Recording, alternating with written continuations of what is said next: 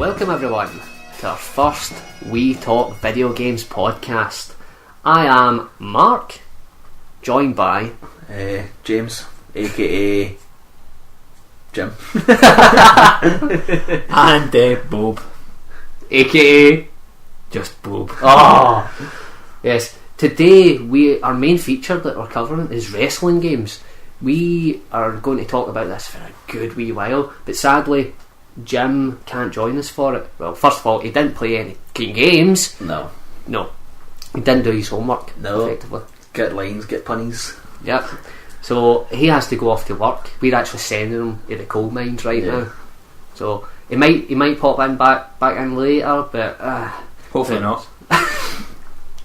So it's our very first podcast, and it'll just be me and Bob talking about wrestling games today. Bob has been such a good boy. Yes, I've been trying to sell myself. A couple of days ago, Marc said, "Yeah, we're going to do it, and the thing's going to be wrestling games. We need to do wrestling games as a kick-off." And right, fine, that's cool.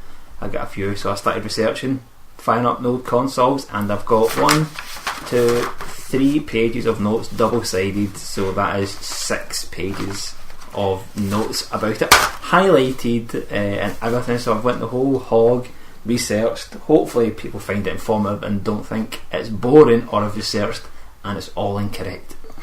Well, I live in the 21st century, and all my notes are on the laptop, so that's nowhere near as many notes, but I can make the font bigger, so it takes up 5 pages. So we're covering random wrestling games. I don't know what Bob has picked and what he's played, and he doesn't know what I've played. All we generally know is I've played the most modern games, and he has played, because he's got more systems across the board, he's played basically retro games. So it should be a lot of fun. So let's open our cans of generic energy drink, don't say Red Bull or Monster, and get right into it. So let's start off with the earliest of the game entries, going by year. Let's have the first game. Yep, it's WrestleMania for the NES, which was the very first game that I owned. Not the very first wrestling game, should I say, I owned for the Nintendo Entertainment System. Still have the original box and everything. Started all the way back in 1989. This game came out. I remember it being amazing when I got it. The thing I remember about it the most, Andre the Giant and the Honky Tonk Man. Andre the Giant and Honky Tonk Man. Honky Tonk Man had this quiff, his pixelated quiff, which was about 4 pixels wide. It was great. Awesome. And Andre the Giant was massive, and it had a running kick which was almost impossible. I think no. I thought you were going to say I don't think he's ever done that. He did. He used to have a running kick in his arsenal until like maybe 1982, but until way before the game actually came out. But it was the roster. Probably start with the beginning of the game. Is the roster? It's actually quite small. You have the $1 Million Man. You also have Bam Bam Bigelow for some strange reason. He's in it. Honky Tonk Man, Macho Savage, and Andre and the infamous, or the immortal Hulk Hogan, should we say? Not the infamous. He is infamous for his sex tape and other ongoings that he has. But the Orange Goblin. It's not hot. It's your man, Hulk Hogan. So how does it play?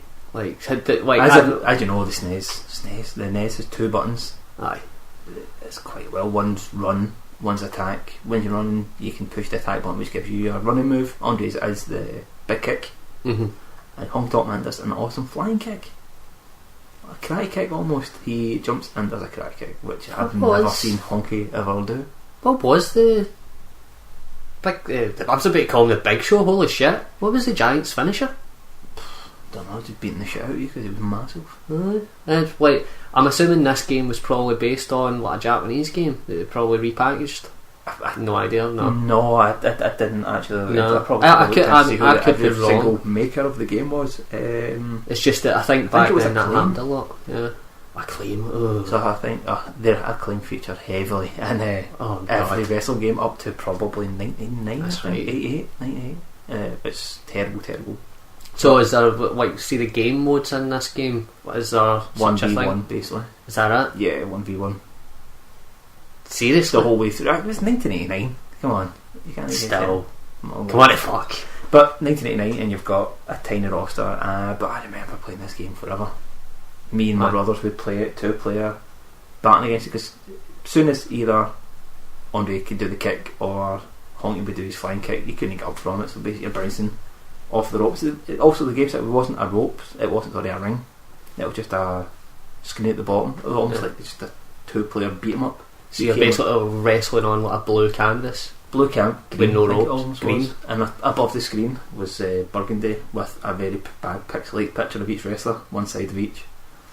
You need to try to see some of those. They're quite good. Some of the pictures. There's another game we'll talk about later on, and I'm going to have to make you find the actual pictures of these, because they just don't look good at all. They've not aged whatsoever. But would you say you could go back and play this? Try and leave out. I've never played this game. Would you say I would be able to have even an ounce of fun from it?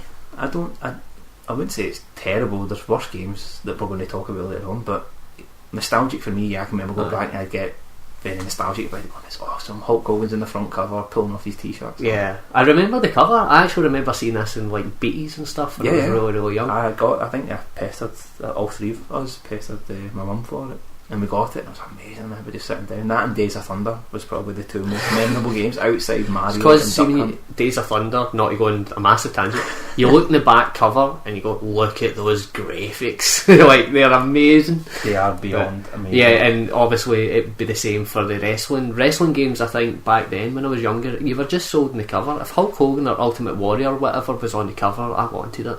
So is that your first game now? Yep, it's a very short game. If anyone's ever played it, you will agree with me that it's quite short. There's not much to go on it, but it's a great game. Look back at it on nostalgic, you say it's good. I enjoyed it. Excellent, nice one. So that's WWF WrestleMania 1989. 1989 it came out. I couldn't get a specific month that the game came out, but yet 1989. Excellent. And your second game? My second game is Fire Pro Wrestling Competition on the TurboGrafx. Well, I'm sorry, I'm playing it on my TurboGrafx 16, but it originally came out on the PC engine in Japan in 1989 also, so the same year that WrestleMania came out. Now this game is it's okay. It's different from WrestleMania. There's obviously, if no one ever knows of this, until I played this game, I'd never heard of the games. Really? No. Never heard of 5 Pro Wrestling games? No, I'd never heard of them. I haven't played a lot of them, but yeah, I hear about them all the time. Oh, they're the best, apart from like, you know, the certain N64 games, but they get referred to as being what the best wrestling games. Right. So is this the first one? This do you is think? the very first one from 1989. Well, this is the first one I could find. Right. So is this? I got to say when I started up, I thought, Jesus, this looks good. Aye. Looks excellent. Turned it on. Graphically, as in menus, look brilliant. Really, really, really good. First of all, first thing you grab about is the main screen. It looks quite nice. So go into the menus and you get a choice of your matches, which are single match, tag match, 5v5, a 5v5 elimination match, and the roster. There's 16 characters to choose from. I don't know. I didn't know at the time. I read about it later on, thinking is any of these like maybe Japanese wrestlers that I don't have a clue about who were maybe big back in '89 in Japan. But it turns out no, they're all. So there's no Giant Baba. No, not in this one. There is no Giant Baba in this. But going through the roster, as I said, there's 16 to choose from. But there's quite a few rip-offs. There's a rip-off of Animal and Hawk. Awesome. Separately, of course, who were massive in Japan at the time. You've got Rick and Scott Steiner. Again, I think they wrestled in Japan quite a bit. You've got a nice rip-off of a blonde cowboy Bob Orton. Blonde? Yep. It looks like Bob Orton, but he's blonde. He's got a nice little blonde tash. Hillbilly Jim is there. He looks pretty shit, but he's in it as well. And but when it's really the menu. But look at this again and go, wow, this game looks good compared to the NES. I know the NES was 8-bit TurboGrafx. Yeah, it's PC Engine more powerful. 16-bit, but people do class the TurboGrafx in the same group as Yeah. the NES because it was around about the 18-bit. Sorry, 8-bit area was 16-bit, thinking it really looks good. Sounds not too bad. Aye. So select the game. I selected Hawk or rip off Hawk. I couldn't tell because all the menus are Japanese. And then some of the bits that there was slight English in, like obviously the menu would tell me that it was going to be a tag match, 5v5 elimination, stuff like that. So you click the game, and I chose Hawk, who in the picture had like yellow and red face paint. Right. In this picture, so I think cool, start up. Game starts. Looks nothing like it. It's really bad looking when it starts. And Hawk now has green face paint What? and purple tights. So you're kind of looking at it, you're going, it's okay,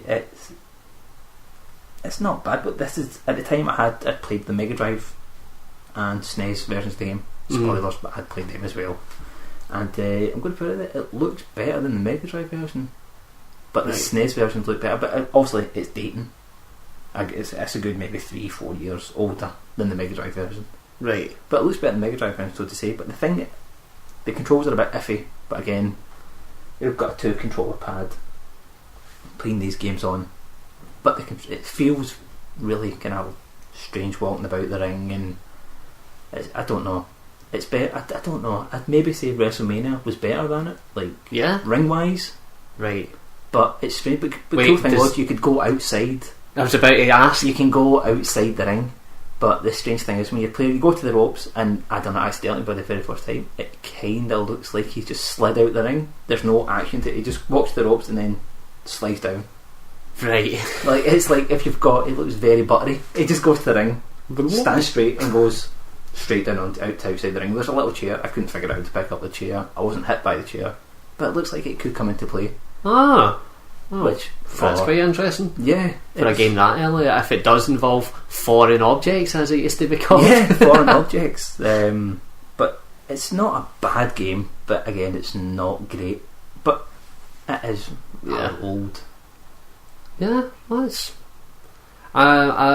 just to add my 2 cents. The 5 Pro Wrestling games I have heard of, and I keep hearing, obviously they're really awesome. But so graphically, what you're saying is this kind of looks good through the menus and stuff. It looks and then once menus, it really looks good through the menus. But again, when you get into the gameplay, it's a bit patchy. Is it slower? Does it play slower than WrestleMania for the NES? Yeah, it plays slower. But you look at it, you go, I don't know.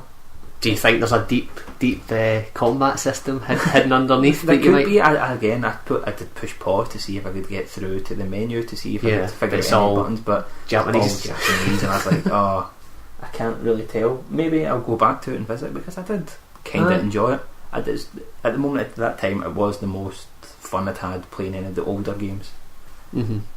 Right.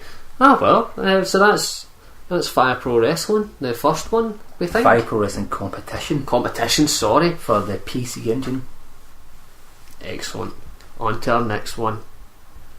In case anyone's wondering right now, Mark, why aren't you talking about any particular games? Yeah, I covered basically games from 2000 to 2013. Not a lot of games, but a few modern games. And Bob, as we would have said earlier, he's got loads of consoles, basically a retro collector, so he's got all this available to him. I don't, so that's why. So we'll just go to Bob's third game. Okay, my third game is WrestleMania Challenge. For the NES. When did this come out? It came out in November 1990. 1990. I don't know if I had this, maybe. I don't know. Talk about it anyway. Looking back on it, I don't think I actually had it, because when I first started up the game, decent-ish menus, not the best, but the main menu was Ultimate Warrior wearing his championship belt with his big arms. Nice. So went into it was like, it's okay. Start again with the roster, which is not too bad. You have the very first character that I noticed was yourself. You could program yourself into the game, but it was a pixelated body with a mullet. Could you choose between different characters? Like there was different there's different characters in the game, but the first one I seen, maybe I pushed backwards straight away to find it, was yourself, and it was like a pixelated mullet guy Right. with a big question mark on his face, as you may remember from The Simpsons when Homer decided to have the question mark on his face. Yeah. It was that. So that was you. You were the Riddler with a mullet, so it was quite sweet. Awesome. The next character I had, I thought, that's a really nice touch, was Macho King. Oh, He they was- actually He had was Macho actually King. named Macho King, which was nice. Then you had the Ultimate Warrior. You had Ravishing Rick Rude. Nice. You had Hulk Hogan, Andre the Giant, Boss Man, Hacksaw Jim Duggan, and yeah, that was. It's not a bad roster. That's a pretty. To me, that's a pretty good roster. If you're going to have a certain amount of wrestlers in, make it those wrestlers. Yeah, yeah. Also, an interesting fact about the game was it was actually not going to be called WrestleMania Challenge. They were going to call it Survivor Series. Because I'm assuming round about that point they were going to hopefully plug a Survivor Series and think, well, before they got WrestleMania covered, and that was our next big pay-per-view, so I Right. thought we'll feed off that and stick out a game for it. And then they went, it's not, probably didn't sell as many. Yeah, people might not recognise. Just see Survivor Series and go, I don't know what that is. And if you're placing Ultimate Warrior on the front of your game, you go, oh, it's not going to be as good as the Hulk Hogan game, Ah, yeah. because Hulk was better. Maybe Jim Hellwig threw a strop. It's like, wait a minute, wait a minute. If Hulk gets on a WrestleMania, I want on a WrestleMania. Yeah. But the one thing I did notice about the game, that you now have a ring, but it's What, shot a at proper ring, yeah. again, it's an angle. This is what I found funny. It was a really strange camera angle. So it was kind of shot maybe 45 degrees. Uh-huh. The ring isn't square. It's kind of maybe a 45 degree tilt, and it's strange looking. So then you're moving your character, and he feels like he's moving very strange. Right. It's not. I'd say it's maybe an improvement from Fire Pro, but I still like the original WrestleMania 1v1. Basically, you're on a flat platform fighting each other. Yeah. Because they obviously done this to make it look better. They go, you actually are in a ring rather than you're just on a bit plain back carpet fighting each other, which could be in any other fighting game at the time. Could be you in your house. Exactly. It could be me jumping off my bunk bed onto somebody who nobody knows. But yeah, it wasn't too bad. But what I did do was I done the career mode ideally, and actually I've mentioned the modes yet. I don't think so, because there was the singles match, there was the tag matches, there was the Survivor Series. So this is what the game was built on. Right.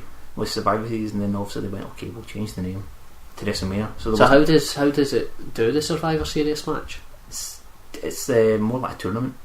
Yeah, so it doesn't have the wrestlers at the side of the ring. Not that you can Tag see. in or You anything? get beaten, and another guy comes in and out. And Yeah, out, so you I kind of assumed it would be you like don't that. really tag because you have a lot. But I chose me or you, referring to I, with my mullet, and it's okay. It's a good game, but it plays much better than the previous two that we'd spoken about, but maybe not as graphically menu wise as And is nice this- as the previous. Is this a claim again? Yeah. Yep, I claim again.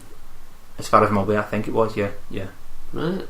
No, now that you've spoken more about it, this isn't the game that I owned when I was younger. Similarly named, I think, but Oh, the next game. Maybe. it might be the next game. I don't know. Yeah, I don't know what's on your list. This is quite interesting. But yeah, is that everything you want to cover for? Pretty much, yeah. It's okay. It's not bad, not great. Yeah, excellent. Well, on to our next game. Yeah, we now have Super Fire Pro Wrestling for the SNES. This is the game that you told me you'd heard of. Yes. This made me look into these games, because I thought I only really know WWF/E wrestling games at the time. I was like, okay, we'll have a little look into them. And then Mark had said he'd heard of this Fire Pro Wrestling, which maybe ignorance on my side that I'd never heard of or played. I can't believe you've never heard of until recently. Not Yeah. the slightest. So how was it? It's not bad. Turned it on. Again, nice menu set up, as I said with the previous Was it version. in English? Nope. No. No, every single Fire, Super Fire, or whatever we want to call it, everyone's Yeah. Japanese. Every menu is Japanese. There is, and the menus, the main menu maybe has like some English, which I'll be able to write about, but then the rest of it's all Japanese. I'm kind of winging it, going, I'm going to assume this means that, and just get into the matches. So this one is actually, I was quite surprised when I turned it on. It's got 21 players to choose from. Is that the biggest roster yet? Biggest roster I've came across. Probably double the amount, actually. But whilst playing the game again, it was totally new to me. I went through and I was like, again, that's what I said previous one, but I said that I didn't know if these were actually Japanese wrestlers or not who were in it. So I was like, okay, but then I was going through, wait a minute, there's more blatant rip-offs again of famous American pro wrestlers, and the first one you come across is Hulk Hogan, but with a full head of hair. Obviously, he has a middle pattern with his little gold moustache. It's quite strange looking, but yeah, the Hulk stunt is in this. But also, again, you have Hawk and Animal, both separate characters, obviously. Again, they appear quite heavily in the Japanese games. Yeah, I think they were very over in Japan. Oh, they loved. I think they loved that gimmick, just even more than fucking over here, over in Britain. So you had those two, and then you had a rip-off of Ultimate Warrior. But the game visuals are really good. Yeah. The menus look fantastic. It's really taking the SNES's 16-bit, improved vastly from the NES, and it looks really, really nice. Into the game, basically controls exactly the same. It feels like the players are on ice a little bit. Yeah. Scooting about the ring. Exactly the exact same ring exit. You go to the ropes, push the button, no leg movement, just straight out. Like a little poop. You come straight out. There's nothing about it. He just walks to the ropes, you push a button, he slides out. Yeah, no animation really. Just he goes to the ropes, scoots outside the rope, straight down onto the mats outside. Again, it controls more or less exactly the same as the original. Not a bad game. Looks better. Probably play it over the other one, but very Japanese text heavy. Menu based, menus, pause, anything like that. It's all very Japanese. Alright. Well, I've not played this game. Okay, I mean, I did kind of turn you on towards these. You never turned on. There's a Freudian slip. But yeah, I kept hearing. I'm not sure if there's a particular Fire Pro Wrestling right enough that kind of gets heralded as no, that's the one that began the whole that being the better or best whatever wrestling game. But yeah, another there's an unexpected. I did not expect that, to be honest. From your list, I was expecting another WWF game, which probably is coming up. There's let's just say they both feature quite heavily in the list. Yeah, of course. It is mainly going to be WWF games because over here in Scotland, Britain, we generally didn't get any other wrestling. No. To be honest, we were only ever really shown WWF. Some WWF from Coliseum Home Video. I mean, it's like so that and gameplay wise, obviously releases are the exact same.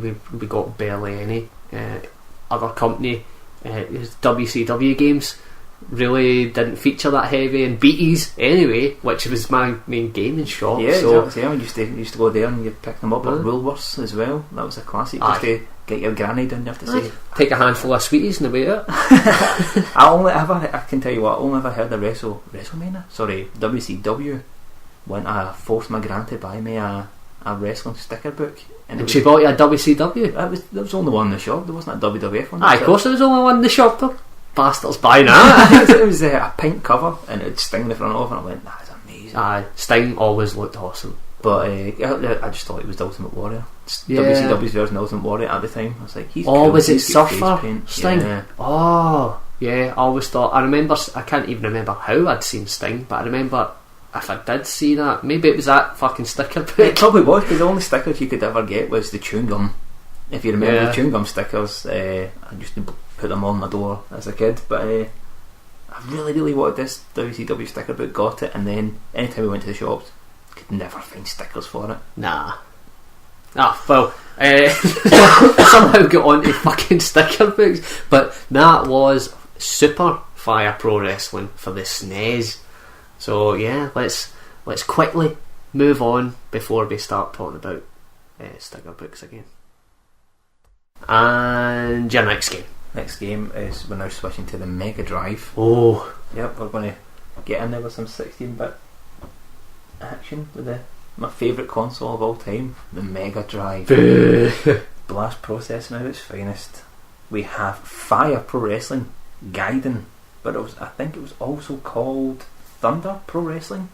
oh, did it get a European release or a North American I release? think it might have done. Yeah. Because after I played the games, I'd done a slight little bit of research to see if anyone else did anything really shit to say about them. But I actually thought this game was older than it was though. Because I played them, I didn't play them in date order. I just what I had, stuck them on, played all the ones in the SNES first, played all the ones in my TurboGrafx or whatever, and then I went, oh cool, there's a few for the Mega Drive, so stuck it on. I was like, okay, this must have came out probably around about the same time as the TurboGrafx version. Mm-hmm. But no, this came out in 1992. Graphics wise, it's not great. Yeah. Nah, I can't say the menus look good. I don't know if it was rushed out to get onto the Mega Drive.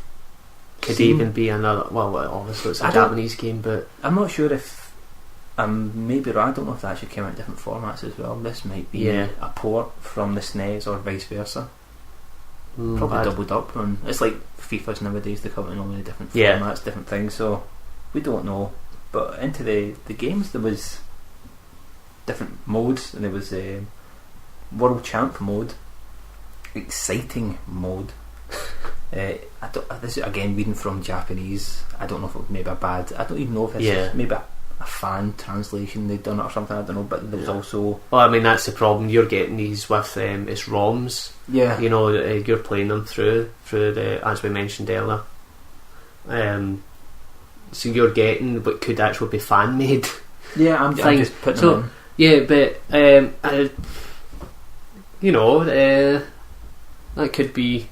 It could be possible, but I did find things about it, so maybe I don't know. Maybe it's just me who can't read. So then we've got elimination and we've got handicap matches.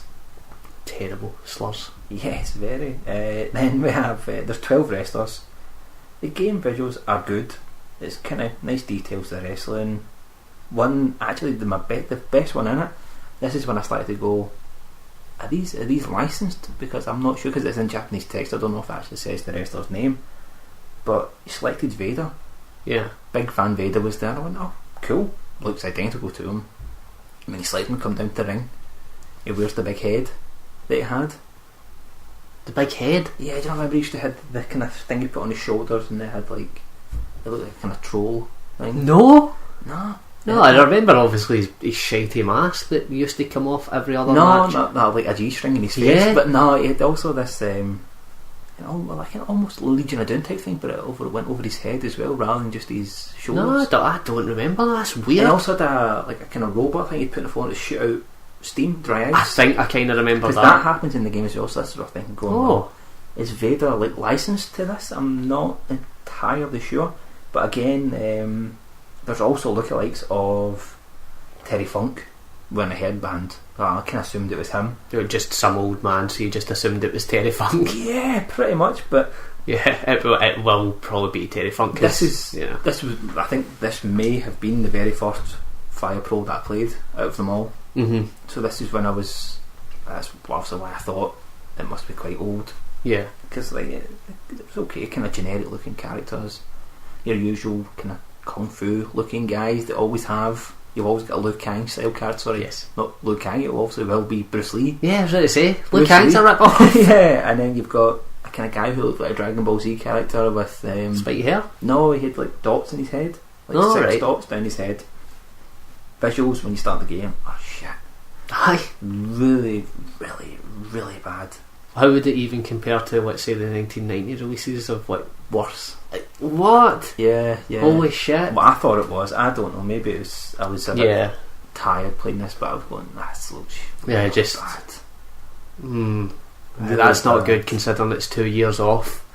Games that came before it, and it's looking, if not worse, comparable to. Well, this is 92 and that was Yeah. 89, do you know what I mean? So it's a good few years, and the controls are bad. Aye.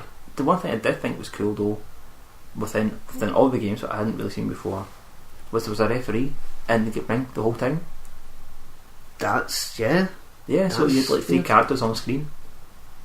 That's actually kind of cool. I would imagine for back then. I don't know if it would have been the first game to do that, but very, very Well, few it's games ever feature a referee. Most of the Fire Pros all have referees in the ring. Yeah. Later on, and there's one of the games, I can't remember off the top of my head right now, but you can actually choose your ref as well, what he looked like.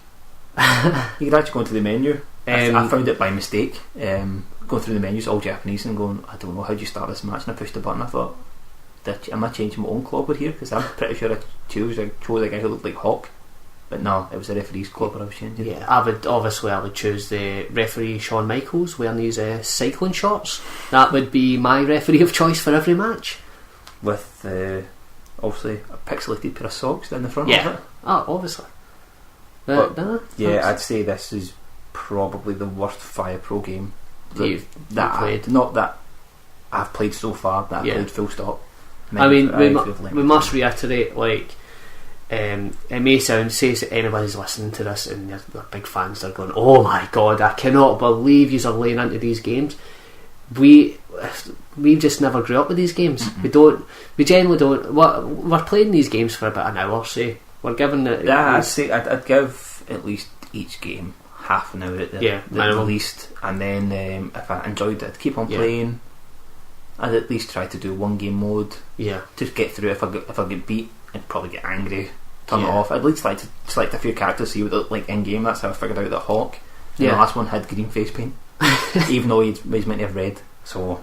But no, so these are really, really quick looks because we're having over the past few days we are busy men. Yeah. So, but it's very, very quick looks. So maybe it is one. It's got a deep learning curve, say, but yeah, sadly, not rating this game so far. No, I wouldn't even recommend you to play it. Oh, that's a really bad recommendation. Yeah, so let's quickly jump on to our next game. Next game we have is the WWF WrestleMania Cage Challenge.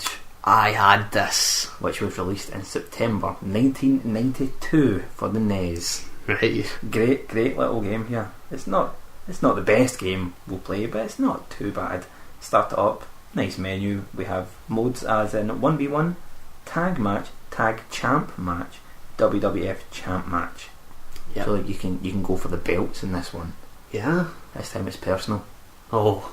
This is the third in the series of WrestleMania named games that came out for the NES. Obviously, cool with a trick play it safe. Yeah. Also, then people know the WrestleMania brand, even though it's 1992. Wrestling was probably getting to steroid scandal stage at one point, pretty close, and then the new generation was coming in a few years, I think. Yeah. So, definitely still play it safe with the WrestleMania name. Obviously, they didn't. It's just. They didn't want to try because you would imagine the game would be called like just something to do with the cage match. When you WWF cage match, obviously a better name than that. But I don't know because there is a game coming up later on we'll talk about that has a very shit name. WWF are looking at you for this. But the roster for this one kicks off with Hulk Hogan, Undertaker, Jake the Snake Roberts, he's in it, Ted DiBiase, Bret the Hitman Hart, Macho Man Randy Savage, Sid Justice, he's in it, Roddy Piper, and then we have IRS and the Mountie. Yep. We have the Mountie, so I thought, right, we'll go for I'll just take a little 1v1 match here, and I'll go with the Mountie, who everyone knows wrestled in red and brown. No, this game he's still down in pink. A little bit flamboyant. Yeah. Did the NES palette not have red? No, because at first of all I thought, is this a kind of mashup of Bret? I'm not really sure if I went, maybe my TV hasn't tuned in, I checked the connection and stuff like that, because it did look red on the menu. Selected them. Nah, you're man. Sadly, with this being 8-bit, obviously we wouldn't have the wrestler intro with him singing his way to the ring. Yeah, that's what I had in my head that's why I went with him. Yeah, we get a little bit 8-bit noise here. His theme tune, not that I could hear. Pretty much. But this is they've changed up the style of this game. So you have a cage surrounding the ring, obviously. Big blue cage. Big blue cage, that's the one. So you have, again, it's kind of the format of the original WrestleMania game where you're on one flat, basically. There's a turnbuckle you can climb up either side, left and right, with the cage. So in that, but the odd thing is, for some reason, I don't know why, but you've got the centre of the ring, and if you move to the left, it takes a second and scrolls slightly to the left. Yeah. And then if you go to the right, it scrolls slightly to the right, but the camera moves very glitchy, so it breaks up the play slightly. Surely it would make more sense just to zoom out slightly and just have that's a fixed camera. Considering the fact that every other wrestling game that you played so far has the hard camera view, I guess it just doesn't move. It doesn't move, you're stuck there. Whereas this one, I don't know if they thought, oh, this would be a good gimmick, we can move it slightly to the left, slightly to the right to give a bit feel the depth a wee bit better. I mean, I did have this back in the day, and I can't remember too much about it, but I wonder if that was ever impressive. Like, oh look, it moves. Yeah, the ring's actually bigger than you think it is by about 16 pixels. But nah, it's not. It's alright. It plays quite well. I did enjoy the rage. Every single match basically is inside a cage. Obviously, it's very cool. That's the whole gimmick of the game. The thing I only did think it was kind of strange that annoyed me a little bit was my very first match in it, Mighty, and I think it was Shawn Michaels I was fighting. Maybe it was me. I think it might have been Jake the Snake actually. So fighting him, I'm getting the better of him. It looks like he's climbing the ropes. I thought he's going to jump off, hit me. Nope. Game won because he climbed to the top of the cage. Oh, so they actually do the smart thing in this game and just leave the cage? So I beat him up and he just ran and got to the top of the cage. It was like strange. Okay, maybe I didn't see that. So next game, load it up, fighting again. Battered him, got him to the ground. Thought, right, here we go. I'm exiting the cage. Yeah. Gets to the top of the cage, just stands there with his arms in there. Yeah. You don't. I thought. Yeah, there is no out the cage. I thought, oh my god, did I get a choice to do a Jimmy Snooker here and jump off the top cage, Jimmy Killer, and land on my wife or whatever girlfriend? But no, he just decides to stand on top of the ring, not winning the match, just in limbo with his hands in there. Yeah. So it's okay, bit strange, but the only thing that annoyed me about it was the scrolling camera. Yeah, that sounds. I mean, I remember owning this game. I remember the cover. I remember the fact that Sid Justice was in it. Mm-hmm. But yeah, I played this a lot. So I did, and my main memories are just purely about the blue cage. I just remember thinking that was awesome. The fact that it had the big blue cage in it. I'd never played any wrestling game before then that actually had the cage. Mm-hmm. And obviously when you're younger, even now watching wrestling, the cage matches are always really generally quite interesting because they use the cage in sort of way. But yeah, I do remember that you just climb to the top of the cage and that's you won. Yeah, because obviously any other wrestling game I had played, you had to get down the other side as well. But like the actual gimmick match of the cage. The point of the cage match was you would get to the top and over. But nah, obviously it must have been they would have slid outlet poop again to the bottom of the cage. They were like, nah. To be fair, they probably went, we can do this better than Fire Turbo. Fire Pro. Yeah. Wrestling. No, so yeah, maybe they did actually. Maybe they did have at one point that programmed in, thought better of it. So yeah, that was a wee interesting one for me because I did actually own this one. On to our next. Okay, we're heading back to the NES. Oh, going back.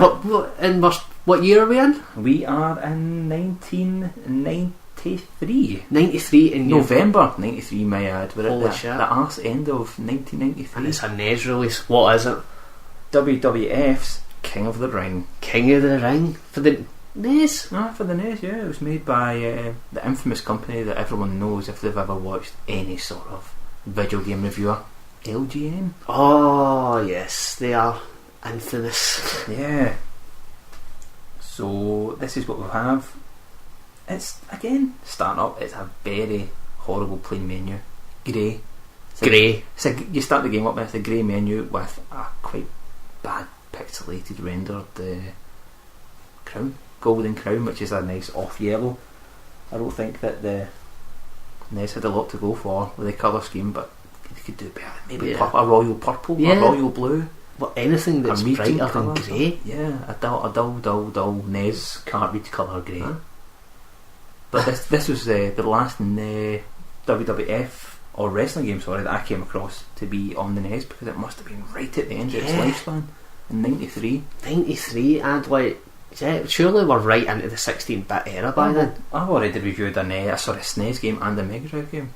Yeah.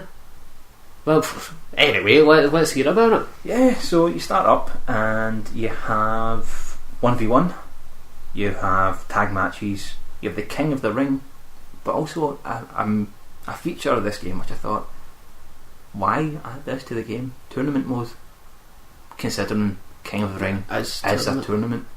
So wait, they've got King of the Ring and a separate tournament mode. Yeah, That it's just a generic tournament. generic tournament. It's not for a belt or anything. Not that I could see of. No? No. I've never done the tournament Yeah. mode, because I did do King of the Ring. Spoilers here. I won King of the Ring. Oh, I'm King gonna- Bob. That's me. Again, you got to choose your character. I chose a nice feature again was yourself. Again, that's Yourself, wasn't yeah. it? So he was. who would? So you can choose. Yep, yourself as I well should as probably other tell you wrestlers? the roster. You have Bret the Hitman Hart. Of course. You have the Narcissist. Just not Lex Luger. He was just called the Narcissist. Well, was it the Narcissist, Yep. or was his name Narcissist or something? No, it Remember was- when they done that? Yeah, no, his name was just Narcissist. Right. It wasn't cool. anything else. You had Shawn Michaels, Mr. Perfect, Razor Ramon, Macho, Yokozuna, Hulk, Taker, and Bam Bam. A pretty good lineup. Yeah, Yeah. it's not too bad. Not a huge amount of wrestlers, but fairly solid. So I decided I would kick off the King of the Ring tournament as myself. Yeah. Yeah, nice mullet. Get into the game. Before each match, there's like 3 menus you can choose. Put your strength up, your stamina, or your speed. That's kind of cool. At the time, it must have been alright, but again, I was thinking, before I looked up the date of the game, I thought it must have been early 90s, like very Yeah. early 90s or late 80s, like You the just kinda WrestleMania assume. game that I had for the NES. So, playing about on it, I was like, okay, so first thing I did was whack up my strength. Doesn't matter. I thought it was the late 80s, 90s. Everybody was blown within the first 5 minutes. Yeah. Don't need stamina. Who Nah. cares about that? You need somebody strong. Yeah, so it wasn't bad. It was. Game starts and you've got your King of the Ring, as it used to do in the telly. You had your standings. Yeah. You didn't have to do prelims or anything. It was just straight into the King of the Ring 3-match tournament. Start off. I beat Yokozuna first round, thrashed him. I beat Razor Ramon, and I think I beat Mr. Perfect in the final. Yeah, so it wasn't bad. How's it play? Obviously, you just get 2 Really buttons, good. but Aye, actually. does it play well? Yeah, Yeah. I did go to pass it. Maybe one of the best control scheme that I've played up to this point. Really, So really you- smooth. So probably possibly the best wrestling game to come out for the NES that maybe no one had any idea came out. Possibly, I'd go that far. But it Yeah. was really, really good. I enjoyed it. I really did. I was thinking about maybe going back and trying to do it again with another character at one point. I thought it's cool. Maybe ask Marc to play it with. He thinks Aye. the same. It's one of the games I actually would Yeah, recommend. well, you're slowly selling me on it. We might actually give that a bash later. Because the cool thing was, I don't know if you could do it with other characters, but I definitely liked that feature. You could put up your strength before every single Yeah. match though. So if you thought, oh god, I'll only scrape through that match because my stamina was dead low, I get beaten up dead quickly, you could edit it maybe. I don't actually know if it really programmed much into Yeah, the but it features of does the make a game, but I don't difference. know if it may be just a placebo. Yeah. Go, yeah, do you know what? Instead of the roids, I'm going to work on my cardio. Yeah. So yeah, yourself was sweet. Got all the way through the game, completed the King of the Ring. The only thing that was strange about the game, actually, I need to mention this, was when you pinned somebody. Uh-huh. I thought, right, okay, we'll just go 1, 2, 3. No, I timed it 6 seconds. Oh. You push the button and it goes 1, 2, 3. And you're like, why does the game do this? It should just. Heel ref. I think so. I don't think it Yeah. liked me. No, that ref was just not going to put you over. No, I think it was the fact I beat the pre-favourite, the pre-tournament favourite Yokozuna in the first round. They thought, oh, Yeah. It's kind of like that Brawl for all. Brawl for All. I knew you were Yeah. going to say that. Yep. Dr. Death Steve Williams was supposed to win that. Get knocked the fuck out. I'm surprised Butterbean didn't appear at my door and try to kick my face off. Aye. But it was quite nice. It was alright. But fighting won the tournament. You get a rubbish at the end of it says you are King of the Ring. Oh, congratulations, you won King of Is the it Ring. not even like misspelling? No, I did No. actually look for it. I thought maybe this will be one of the games. Yeah, congratulations. Yeah, and I was like, nah, everything was fine. One thing I did notice though, after you win it, it comes up with the scrolling credits at the end of it, and the game was developed by the Black Team. What? I don't know, just decided. Oh, is that the name? Yeah. I thought that just ran. For some reason, there I thought Bob was just coming up with some random. No, they just decided to call ourselves the Black Team. Yeah. So, A team of black programmers, possibly. Possibly it could be the start of the LA riots. Yeah. I don't know. I don't know. So yeah, so basically the best wrestling game you played for the NES came right at it must have been at the arse end of the NES games releases, well, major releases anyway. Yep. But yeah, so it definitely sounds what I recommend. Oh, definitely. I'd have to fire up after this and have a quick shot of it to see how you like it yourself. I'm looking forward to it. Excellent. Okay, now we're going to do my next game. We're popping back onto the Mega Drive for September 1993 release, WWF Royal Rumble. Royal Rumble. I don't think I know this one. Nah, I'd never played it either. The only Royal Rumble game I knew of was the Dreamcast release, Yeah. which I actually haven't played this time round. I know. We will be covering it, don't worry. Right, okay, spoiler. He's obviously played it, I haven't.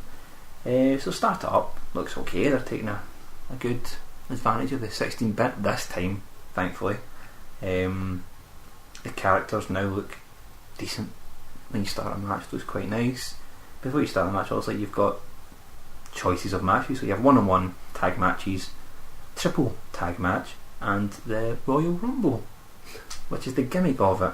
And your roster isn't too bad either. You have Macho Man, Bret, Hulk Hogan, Undertaker, Crush, Hacksaw Jim Duggan, Narcissist, Shawn Michaels, Rick the Model Martel, he's in it.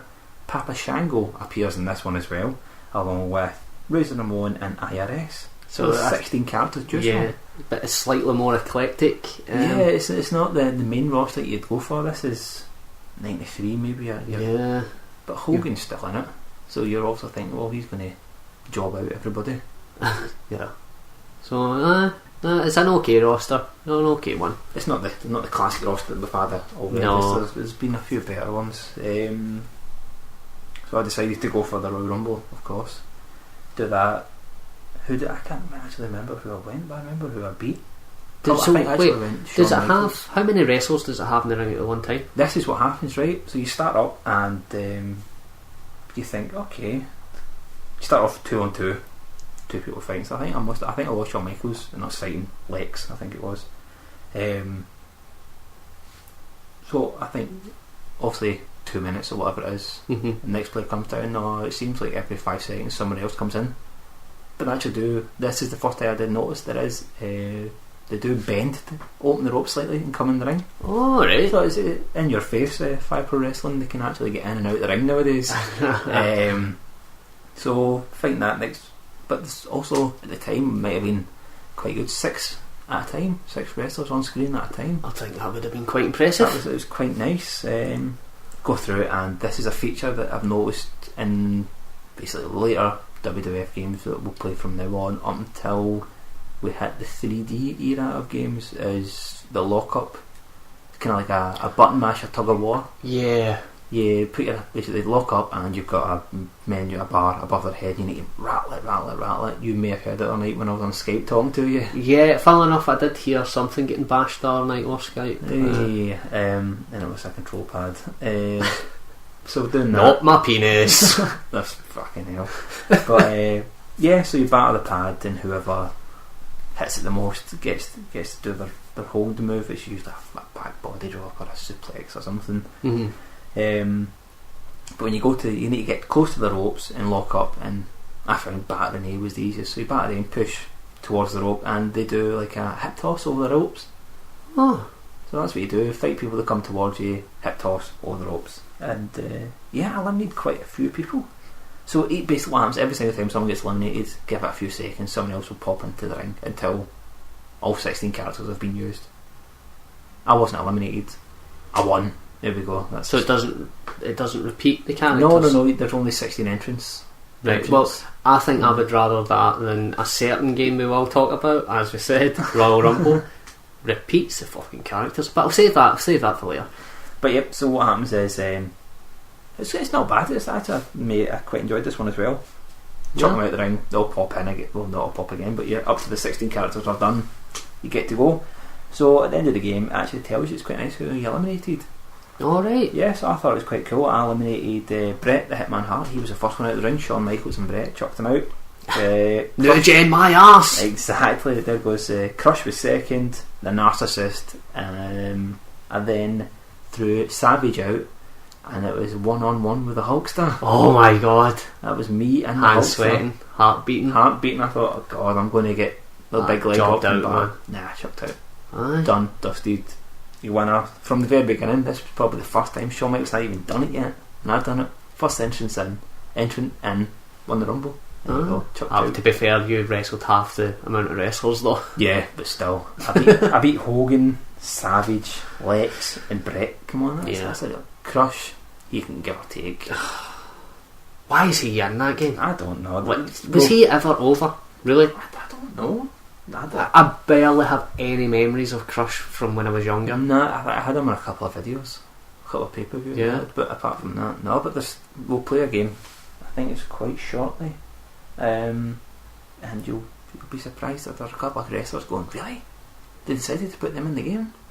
Strange choices. I think there's been it might be a few games I've either owned or played at some point, but I remember quite a few, and I was thinking, why are they even in here? Yeah, I don't want to give it away just now. Yeah. So, any more to say on that? No, enjoyable game. Yeah, WWF Royal Rumble for the Mega Drive. For me, probably the best Mega Drive. I've only played two, but it's the better of the two on the Mega Drive.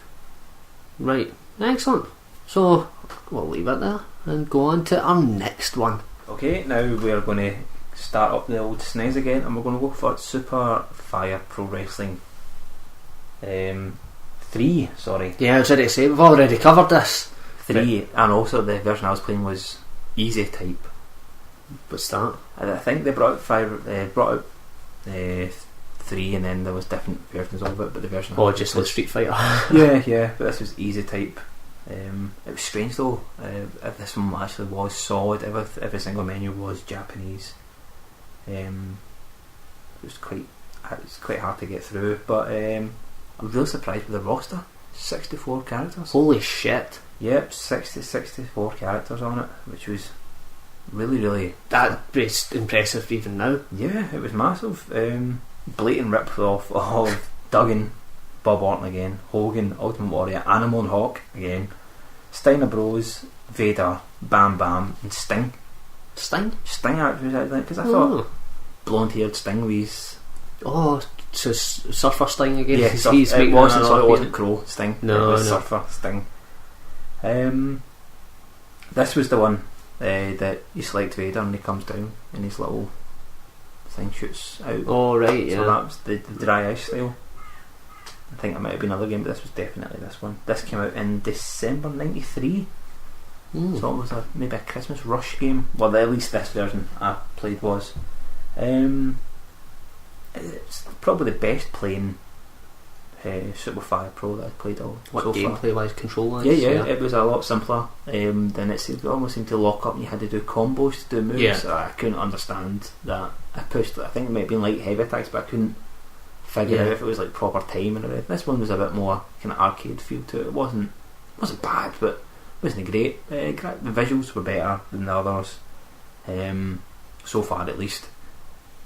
Again, it's not a game I can really go a huge deal into because there must be other modes that I just couldn't get into. Yeah. Because I just push button. Yeah. Managed to get to the character select screen and went, okay, we have an absolute shitload of wrestlers. Yes. A lot of rip-offs, probably other Japanese wrestlers in that game from like Old Japan or All Japan Pro, whatever you want to call it. But yeah, it was okay. So I maybe only gave this game about 15-20 minutes play. Yeah. I mean, it's tough because you're having to make your way through menus that's in another language. You just don't know what you're playing. Yeah, so but how would you say animation wise though? What you're saying about graphics, what about the animation and the moves? It's quite smooth actually. Yeah, it wasn't too bad. It was alright. Yeah, just the best of the Fire Pro so far. It's best of the Fire Pro so far. Again, there's not much I can really go around and talk about because I did only play it for a short time. Not saying the game was crap beyond any mean, but it was just a very Japanese menu, and I couldn't. I thought it was a one-on-one, and then I reset the game because I lost, and I decided that I really couldn't figure out how to get into it again. Yeah, and it was. I thought it was a play on words with the fact that it said it was easy type. Yeah, it was annoying me. So, I mean, I'd imagine if you're playing this with it's what ROMs on your actual console.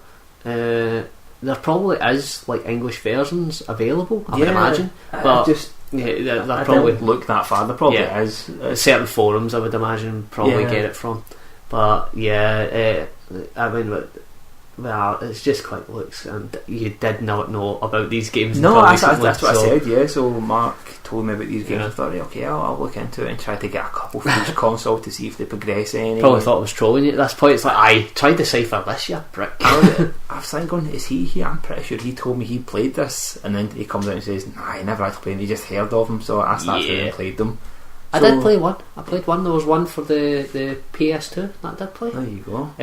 I may as well quickly cover here because I've not played it in maybe about 5-6 years. It was, I'm pretty sure it was called Fire Pro Wrestling 2. I think I could be remembering this wrong. And this I played, it was in English, the menus were in English. Really?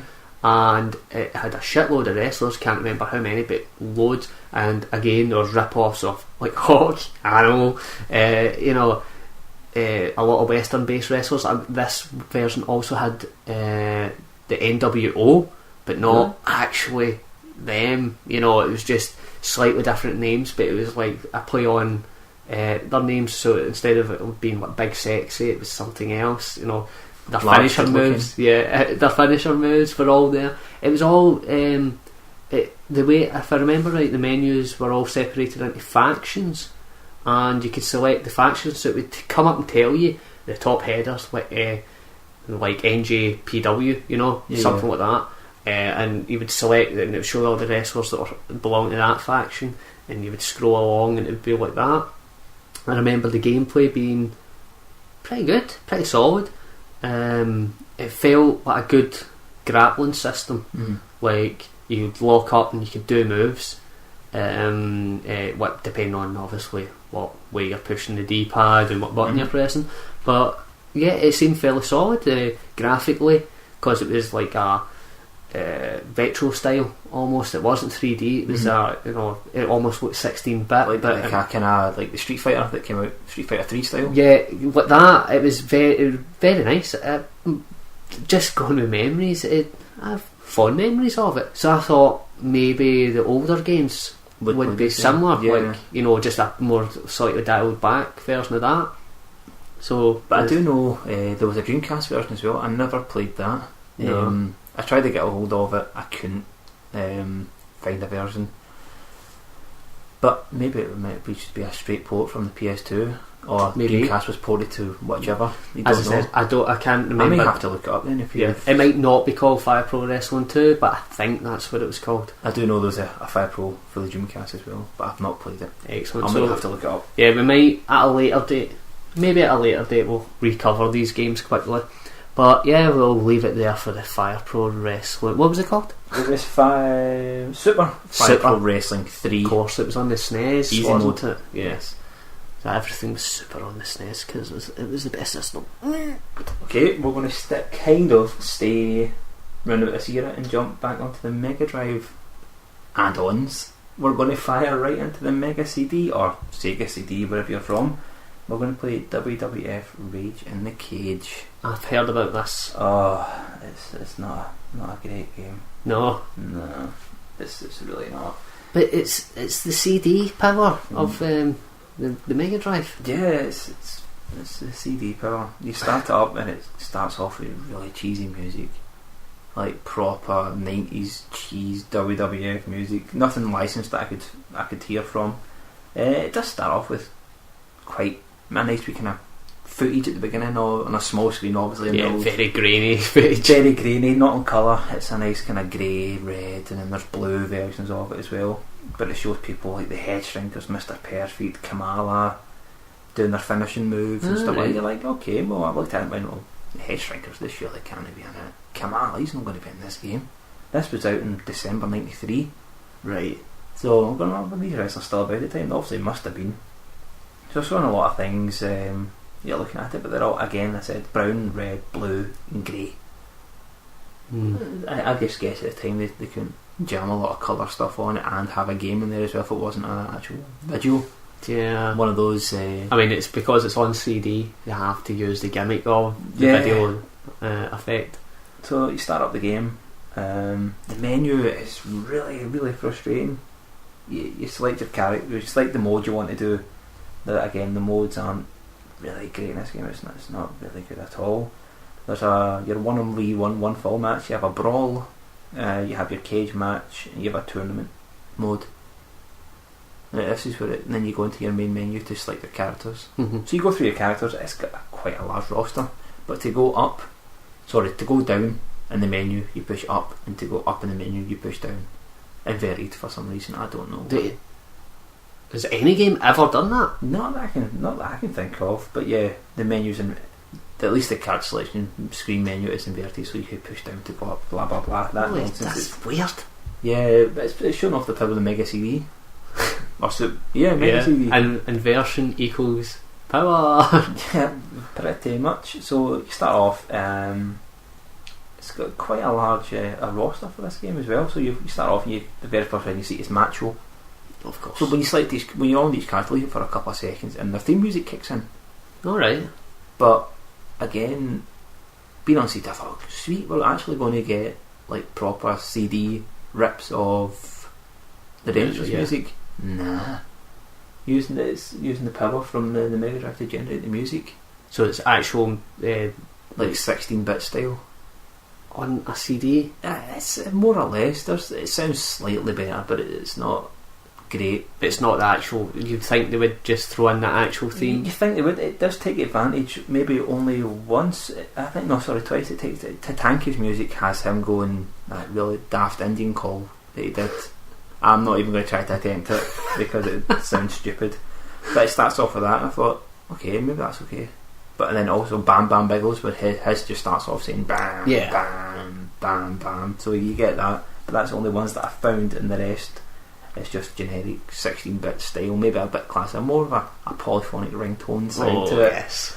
But your roster consists of Macho, Mr. Perfect, the Head Shrinkers, Samu and Fatu, IRS, Lex Luger. He's now changed from the Narcissist. He's now the All-American. Yeah, he's now on the Lex Express. Razor Ramon, Ted DiBiase, Bam Bam Bigelow, who I said has decent music in it, Yokozuna, Shawn Michaels, Rick Martel again is in this one, Nasty Boys, Sags and Knobs are in it, Big Boss Man, Tatanka, Bret Hart, Undertaker, Kamala and Crush.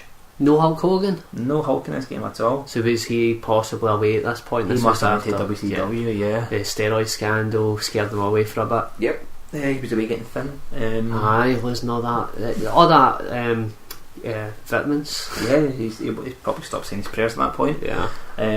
But thanking his lucky stars he never went to jail. Yeah, so possibly that roster has the most mid-card wrestlers. Considering it's got the Head Shrinkers and stuff like that on Crush and fucking Sags and Knobs. I fucking hated them when I was younger. There was a kind of good feature though, that when I know I slagged off and then music was rubbish, but there was a nice feature when you pushed A on the character you selected, it showed his finishing move.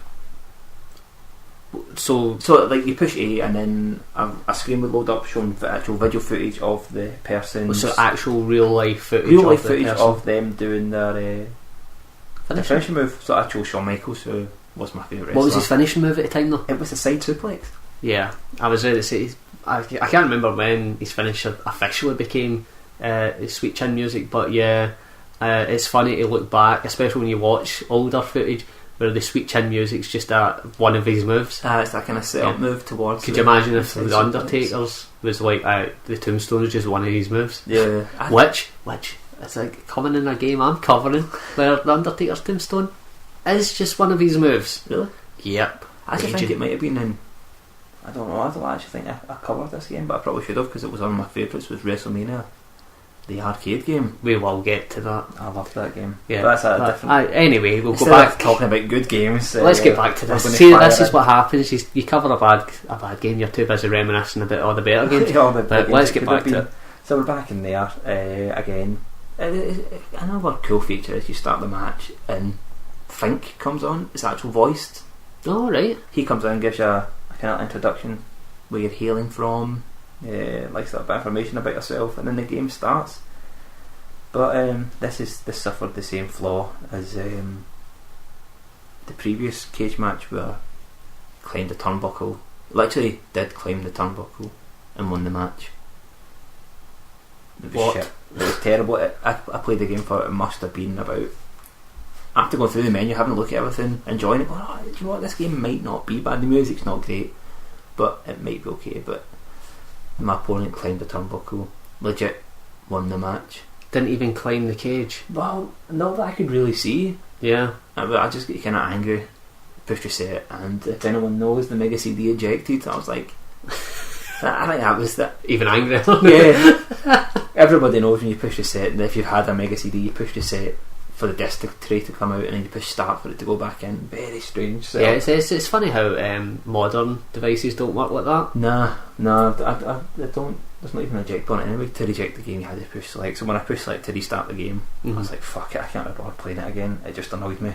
So the game is stupid, and I don't want to play it again.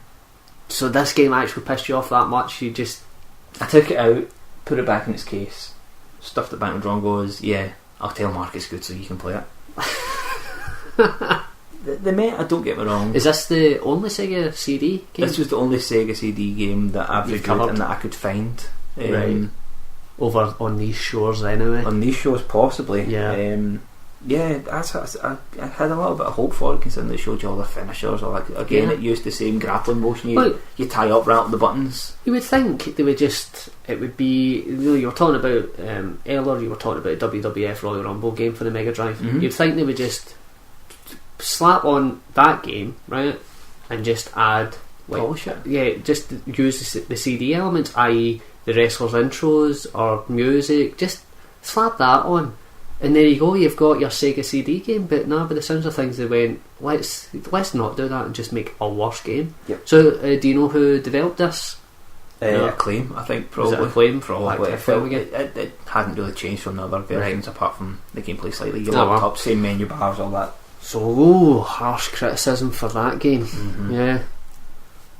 So let's get the bad taste of Rage in the Cage out of our mouths, and what do we get next? And we're going to taste some more horribleness, and we're going to jump back into categories and get onto WCW Super Wrestle Brawl, our first WCW game. Yep, and the last for me at least. This was released in November 1994.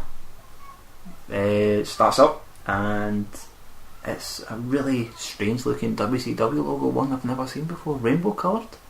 Rainbow coloured? Yeah, it was very neon coloured, quite strange looking. I mean, that might have been what they were using at the time, we don't know. Yeah, could have been. You start up the game, so quite bland looking. Modes are single event, tournament, ultimate challenge.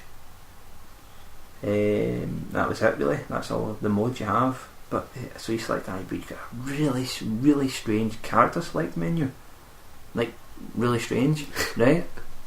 So you've got 4 rows of 4, 12. Right. I did the maths, and but each one has like almost a Mortal Kombat style moving character, but only certain ones move all the time. Like Vader will pop out and shout, "It's Vader time!" And you go, "Vader, stop that, mate! It's really annoying."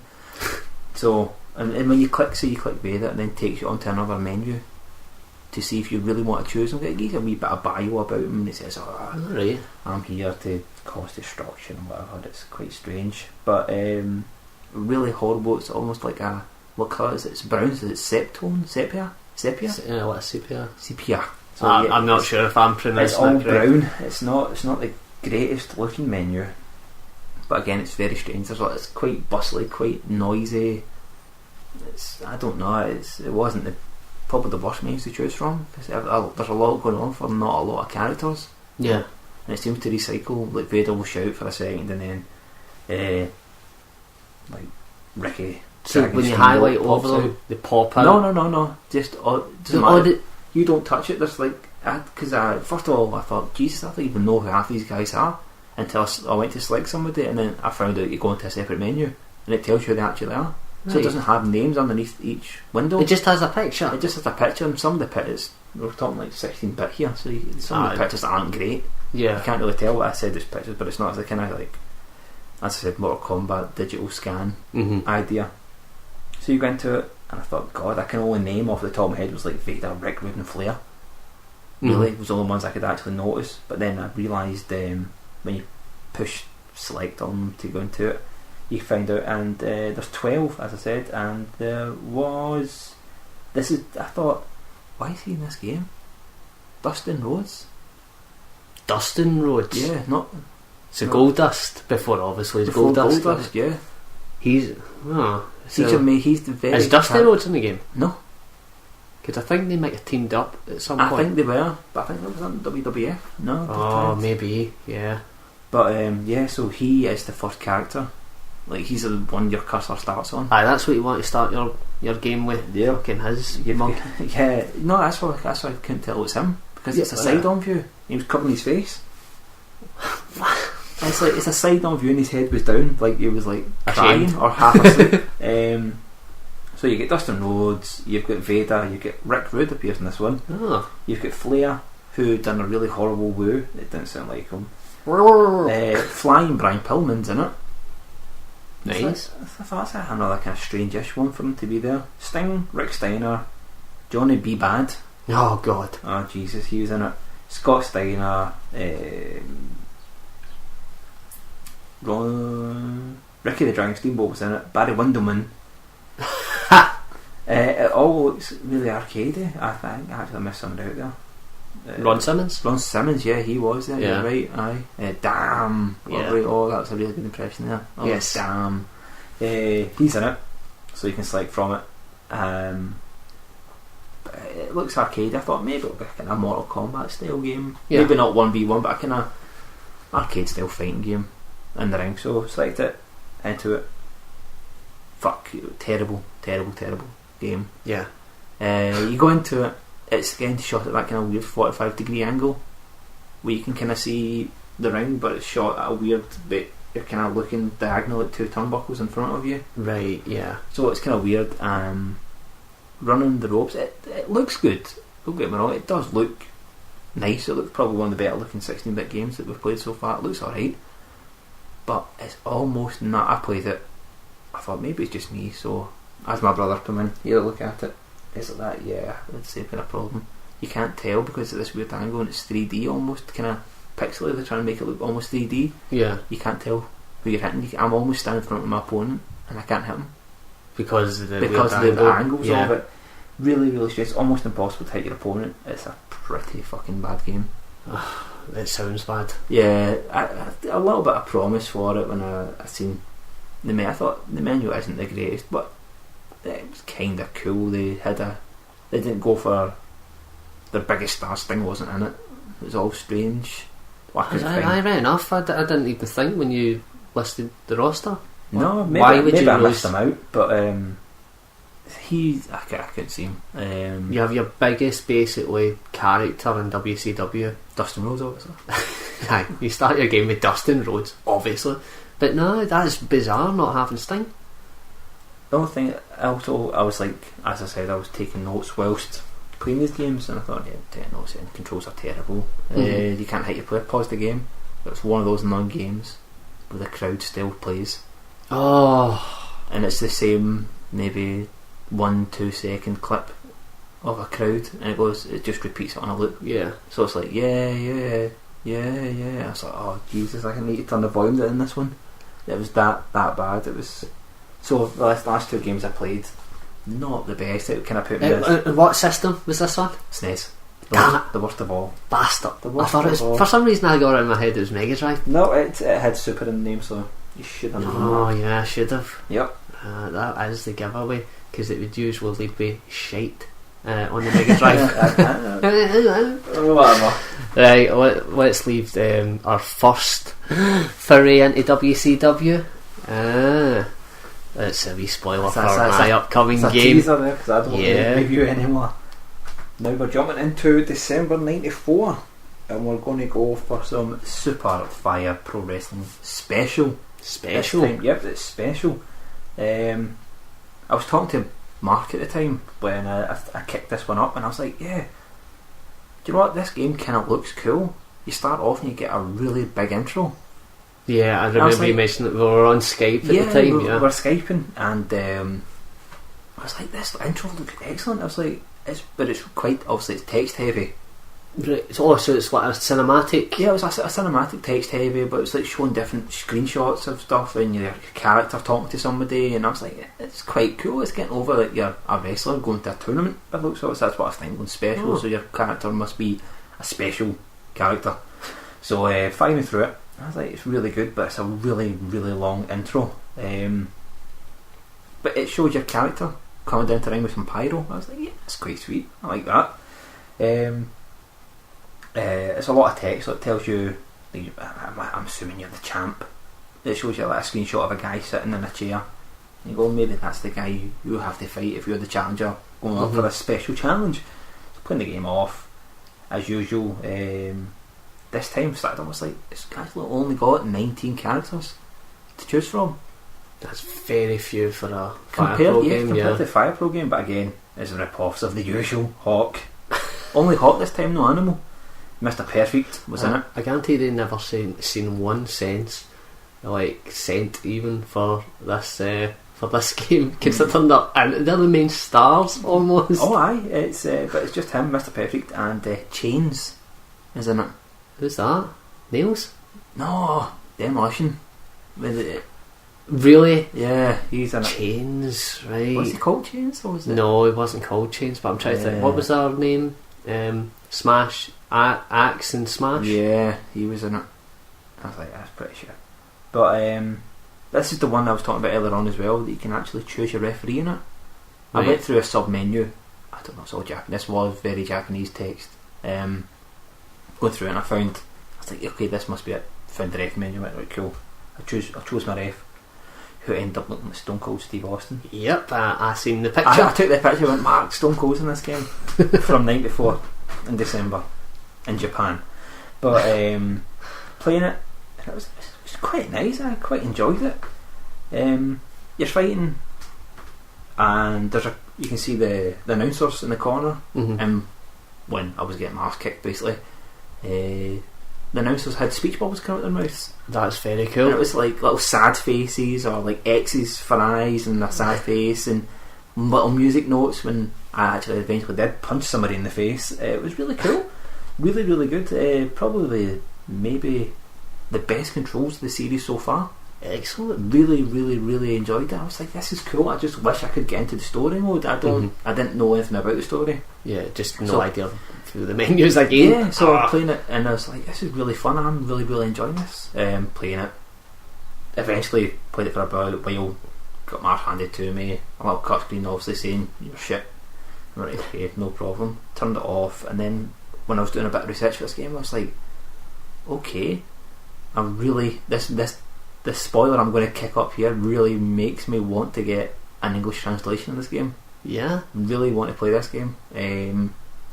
So if anyone out there is listening and knows where I can find a English translation of this game, hit me up. And you're actually making me really interested in this stick game. it in the comments or anything. Find this game as an English translation, because reading about it, it turns out that when you win the tournament, you become the champion. But spoiler, so maybe stick his fingers in your ear if you don't want to hear. Your wrestler kills himself. The main character kills himself. Fucking hell, that's dark, even for wrestling. Yep, he kills himself because he finds he's only wrestling to. He's only wrestling because it starves off his depression. What the?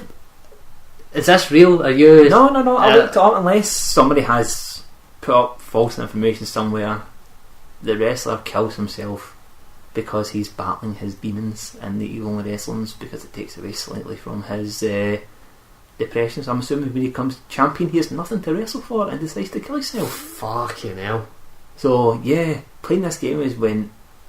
Yeah, I did like it off from the beginning. That's what I said. I was really getting into it. The controls were excellent. I thought it looked brilliant. And then when I read, because that's what I said earlier on, it was brilliant reading the story.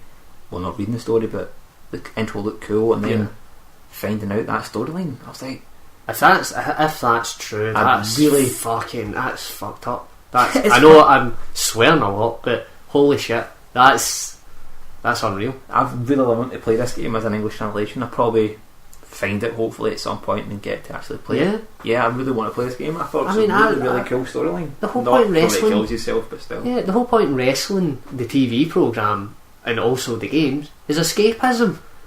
Like, you don't fuck it. Oh, that's definitely. We need to get an English translation of this. So I'm going to assume how he dies is just because he wins and becomes the champion, and he's nothing really nice to do it so far. Oh. Any more to share on this game? Nope, that's all I could find out about it. Let's quickly move on, because let's hopefully you've got something cheerier up for us next. No, you probably want to kill yourself with the next game we play. God, yeah, it's getting in real deep nitty gritty now. Next game we're playing now is on. We're jumping slightly back onto the Mega Drive again, but we're not going to fire up the Sega CD. We're going to fire up everyone's favourite add-on, the 32X. Oh, even more power. We're properly playing with power now with 32. Yeah. I'm one of these people who has a 32X, sadly. But the game we're playing is Raw. WWF Raw. WWF This Raw. Came out on other platforms as well. Yeah, because I had this for the SNES, I'm sure. Did you? Yeah. No, I remember it was on. I never owned it for the Mega Drive, but I remember playing it once or twice, and it was pretty pants. So I thought maybe they've kind of tuned it up slightly for the 32X, which came out early January 95. Right. So this game came out January 95. That's an odd release date. When you're saying that's 32X, who the fuck was buying 32X games? I know. So we're starting off with this. Start up. I thought maybe we'll get the old school Raw music, the kind of weird stuff. Started up. It's not great. Really bad sounding game. Must be processing it all. And unlike the Sega CD, which did have some music come off a CD, we're getting it from the 30. Sorry, come straight from Mega Drive, I think. So it's not sounding fantastic for a 32-bit machine. Start the game up, and the modes you have are 1-on-1, tag match, Bedlam. Never heard of that before. A Survivor Series match, and Royal Rumble, and also a Raw and Dunes match, which I'm going to assume would be a Battle Royal style idea, or a whatever next guy in you beat up comes out. Anyway, the roster consists of Undertaker, Yokozuna, Bam Bam Bigelow, Razor, Ramon, Lex Luger, Doink the Clown. He makes his fantastic appearance in this game. Heartbreak Kid, 123 Kid is also in it. Oh, fucking hell. Diesel, Owen Hart. Yeah, so this game is ugly and it doesn't. Like, the picture of him looks pretty shit. What, Owen Hart? Yeah, it's bad. Also, for some reason, Luna's in it.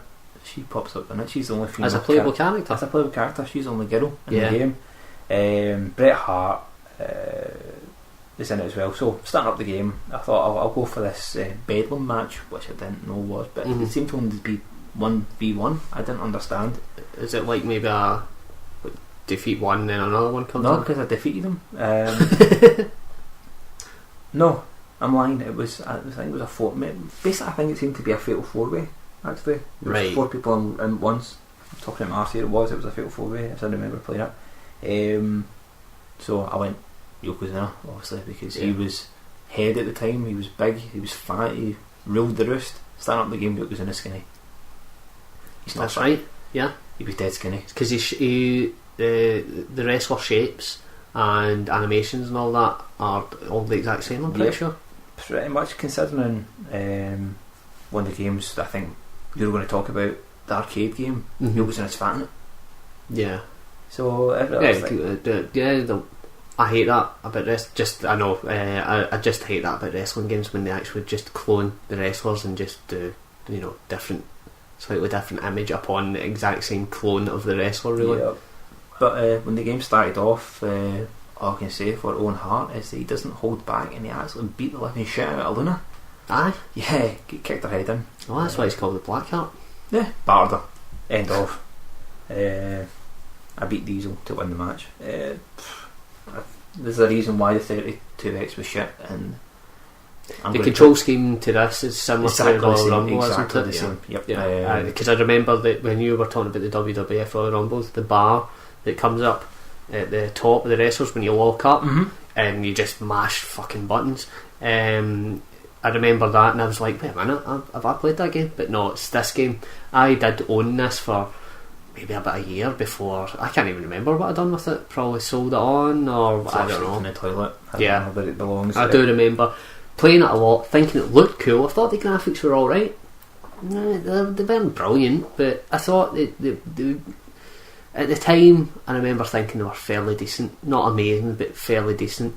But yeah, I do remember Yokozuna looking really odd because he's just like, he looks like a regular dude. Yeah, he's straight up and down. Ever so slightly pudge your stomach, I think, Yeah. than the rest of them, but it's like very slight. But yeah, I think I used to go Razor Ramon all the time in this game. Yeah, 80s music was cool. Yeah. But again, it's 32-bit. I thought it must be better, but again, it just seemed a slightly more polished version Yeah. of the 16-bit version. So 32X is the first and last time you will appear in this list. No, yes. Well, do you have a good game up next? No, Okay, not great. It's okay. Let's fire it onto that one then. Right, next up we have firing back to Super Fire Pro Wrestling. Oh, another! How many fucking games? So many. This one Yeah. is the Queen Edition. The Queen Edition. Yep, the Queen Edition, and it's for the SNES again because it says Super. So the Queen Edition is it's more or less exactly the same as every other one we've played so Yeah. far. Started up and I thought, okay, strange. There seems to be a mixture of men and women, but nope. It turns out that it's actually all women in it, and they're all officially licensed. Oh, Queen Edition. There Yep. we go. Because I thought first going, Japan have emperors, so they don't have queens, and I was like, this is Yes. strange. They don't care about our royal family. Not that anyone across here really does either. I do, but I don't. he doesn't. Yeah, so I was like, it's kind of strange. We'll get into it, but there's 34 characters to choose from this time. The cool thing about it, because they're all women, they can change their costumes. Oh, You can change what they look like. Unlike previous games, we select them, and sometimes they don't look like the sprite on the picture. yeah. You actually can. So there must be, I don't know, there must be quite a few combinations of players. There's 34, and each one can change their outfits. It's real. To be honest, I think that's really interesting. They actually released an all-female wrestling game Yeah, they're all that licensed isn't as well. fucking Rumble Roses, which is just titsuit wrestling game. Aye, that's the thing about that game. Sadly, I haven't reviewed that one either. Don't know No. if you have. No, maybe it'll be one we'll cover at a later date. Oh god. But yeah, so reading about the game, it's they're all real female wrestlers. They're not unlike every other Fire game we've played so far. But they're all just rip off to other people. This So bit- Hawk and Animal aren't in this. Hawk and Animal aren't in it. Oh. That's a bit devastating.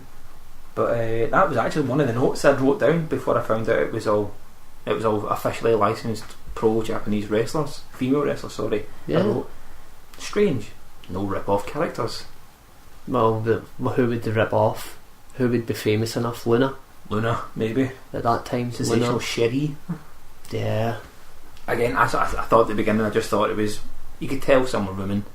I thought some were kind of weedy looking men.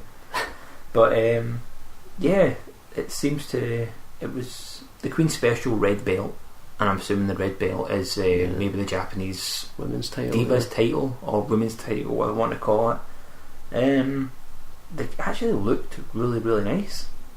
It was very arcade feeling, Mm-hmm. but kind of moving your character felt a bit less great. So the control scheme, you'd think they would. The buttons felt arcade, like your moves felt arcadey, but to actually get your characters around the ring felt a bit Do you think that was a strange. purposeful development choice? I.e., women aren't quite as fast as men. I don't want to start a No, I know. a war. I'm not saying that. I'm just saying that maybe that's what they were thinking. Yeah, I don't know. It was a bit strange, but also each character actually had a entrance to the ring as well. A little, Yeah. so like at the top you'd have a rectangle and see one player coming down. At the bottom opposite the screen, you see the other person coming Yeah. down opposite sides of the ring. Yeah, it's kind of cool. Yeah. I think this game sounded quite interesting. Yeah. Again, I couldn't tell they were girls at the time. Yeah. I thought there was two blokes that were fighting. Again, it's not too bad. Maybe have a little look into it again to see any more special information about it, but not too bad. Nice one. Well, games are slowly picking up. At least, Yeah, no suicides in this game. No suicide in this game, but it is also the suicide of the console. Now I am now leaving the 16-bit era to go into CD format for the second time. Oh, But onto the Dreamcast. yes. I'm rather excited now. We've got our first Dreamcast game. Yep, my first Dreamcast game is not a great one to kick off with. Is the last Acclaim game Right. on my list, at least, is WWF Attitude. I still own this for the Dreamcast. Oh god. It's all I can say about it is it feels exactly like Warzone. Yeah. Exactly like Warzone. Acclaim never did themselves any favours. No, I don't think they really changed too much in the engine at all with the actual gameplay. No, because there's games coming up as well. It's the last, as I said, the last Acclaim WWF game Oh, I'm talking about. alright. So we start up and your main menu has Stone Cold Steve Austin. Yep. It's the Attitude Era. Stone Cold's on it, but it looks like he's holding in a sneeze. Oh, It's right. a really strange picture of him. Kind of like his eyes half shut, pointing at you with his nose curled. He genuinely looks like he's just about to sneeze. So I thought this is going to be great. You go into it. You've got your usual standard ones, which are basically a main stable of every single game you now get. You have your exhibition. You've got your King of the Ring mode, a pay-per-view mode, a creator mode, burst mode, tags, tornado tag, 1 versus 2, 1 versus 3, nothing great, Yeah, there's lumberjack. a lot of game options, isn't there? Yeah, but it seemed to be that every single game now does that. Yeah. And then within games, which we'll talk about later on, there's different ways of winning them as well. So you go into it and there's actually 30 players to select from. 30 wrestlers, yeah. Yep, 30 wrestlers. It's nice clear pictures of them, at least. I'll go through the roster quickly. Oh, you got all 30, yeah? Yeah. Stone Cold, Mankind, Owen Hart, Triple H, D'Lo Brown, The Rock, Bradshaw, Farouk, Kane, Undertaker, Goldust, X-Pac, Too Sexy, who went on to be Grandmaster Sexy. Yep. And then their tag team was called Too Sexy, as I remember. Mhm. Thrasher and Mosh, Billy Gunn, Road Dogg, Mark Henry, Shamrock, Double J, Jeff Jarrett, Steve Blackman, Draws, Val Venus, Edge, Dr. Death was in this one. Oh, yeah. Gangrel, Al Snow, The Godfather, Bossman, Christian was the final character to choose from. Just to mention there, Owen Hart was dead at this point. Really? Yep. WWF Attitude, Owen Hart had died 3 months prior to I Attitude's suppose release. because this came out in November 1999 Mhm. for the Dreamcast, I think. They actually have an RIP photo, so if you like the intro, like you don't press any buttons, I'm pretty sure that an RIP picture comes up and it says in dedication to the memory of blah blah blah. Yeah, I always felt a bit weird when I play Attitude. Even now, if I fire it up for the hell of it, it feels a bit weird that they wouldn't just remove his character from the game. I don't know whether that'd be worse or better. Yeah, But sure they could just have a thing saying it's in memory of Owen Hart rather than having him as a playable character. Yeah, I don't know. It just always felt weird having Owen Hart as a playable character, and that's so soon after his death. Yeah. But yeah, I have general fond memories of this game. I remember the actual controls being shit. I never played this years ago, but I do remember playing Warzone non-stop and thinking Warzone was good. But I can, for the next couple of games we'll talk about as well. Yeah, I'm a bit fed up with the old Warzone engine on it. It's very clunky controls. The animations are terrible. Oh, terrible, and your characters all look fat and they've got square hands, their knees bend in funny places. It's the next, maybe not the next two games because there's a game in between, but they all use the Warzone engine, and it's a claim at its worst. I claim at this time, I mean, they must have been making a decent amount of money through these games, because these were, most people I knew in school at the time owned these games, right? So they must have been given out quite a lot of money, but they've just never improved the engine at all. Graphically, there were slight improvements for the Dreamcast version, ever so slightly though. It did look smoother. Yeah. The characters looked slightly better, but again, I just couldn't face myself. This has a season mode though. Yeah, it does. It's got a slight career. It's got the pay-per-view mode, I think. I think it's if I remember right, it's the way it works. Instead of like a generic tournament system, it would come up saying, "Oh, you've got a Raw." It would give you like a wee date type thing, like a calendar almost. It was very, very basic, but it was almost like a precursor to what would happen in later games, where it would be like you'd select a wrestler and it's like you have like a career, and it's what you work your way through, like Raw and SmackDown. Sunday Night Heat coming up. Yeah. It was kind of a precursor to that. So yeah, I'm able to actually speak a lot about this game because I did play the shit out. It was the only wrestling game I had for the Dreamcast at the time, and I just played it so much. And I knew I had a big moves sheet next to me, because this is one of the very few wrestling games where to do a move, right, you lock up with someone and then you press, say, back down and B, back down B, and that you'll do a DDT. Say you want to do an armbar, it'd be like up and B. Yeah, that's what I've basically found myself doing. The majority of this game was pushing up and B, and you do an armbar 9 times out of 10 it would be reversed on you. Yeah, I remember, I think it was what was the move? I can't remember the name of the move, but it's a Samoan drop, I think, was like forward, back, down, A, and it was like stuff like that is so awkward to do. Finisher moves you actually had to do similar to Mortal Kombat. Yeah, so the Mortal Kombat style, you had to put in your finishing move combo, which would be at least for like it'd be minimum 3 D-pad presses and then maybe 2 button presses. It was ridiculous, but I'd say I have fonder memories of this game than I do some other games, but it's got so much wrong with it. Yeah, it's again, I've said about 15 times already, probably for me, Warzone. I polished up Warzone. Warzone, the difference being though, Warzone would they have like maybe 12 wrestlers to choose from, if even that. But I remember Warzone being awesome. Yeah. Playing on the PlayStation 1, at least for me, I thought it was brilliant. I used to love the intro music, Kiss My Grits. I always chose that, I don't know why, it was my favourite. We'll go for that one. Oh, and also Attitude had, I think at the time, maybe the best create a wrestler mode.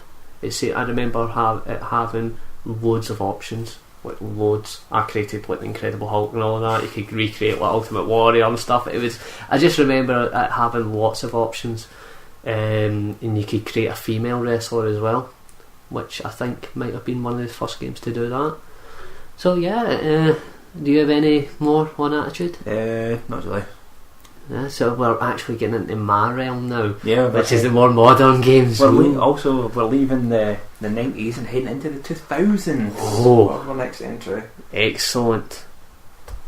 So next up, we have again all Dreamcast, as I said previously, and we're going to fire right into ECW Hardcore Revolution.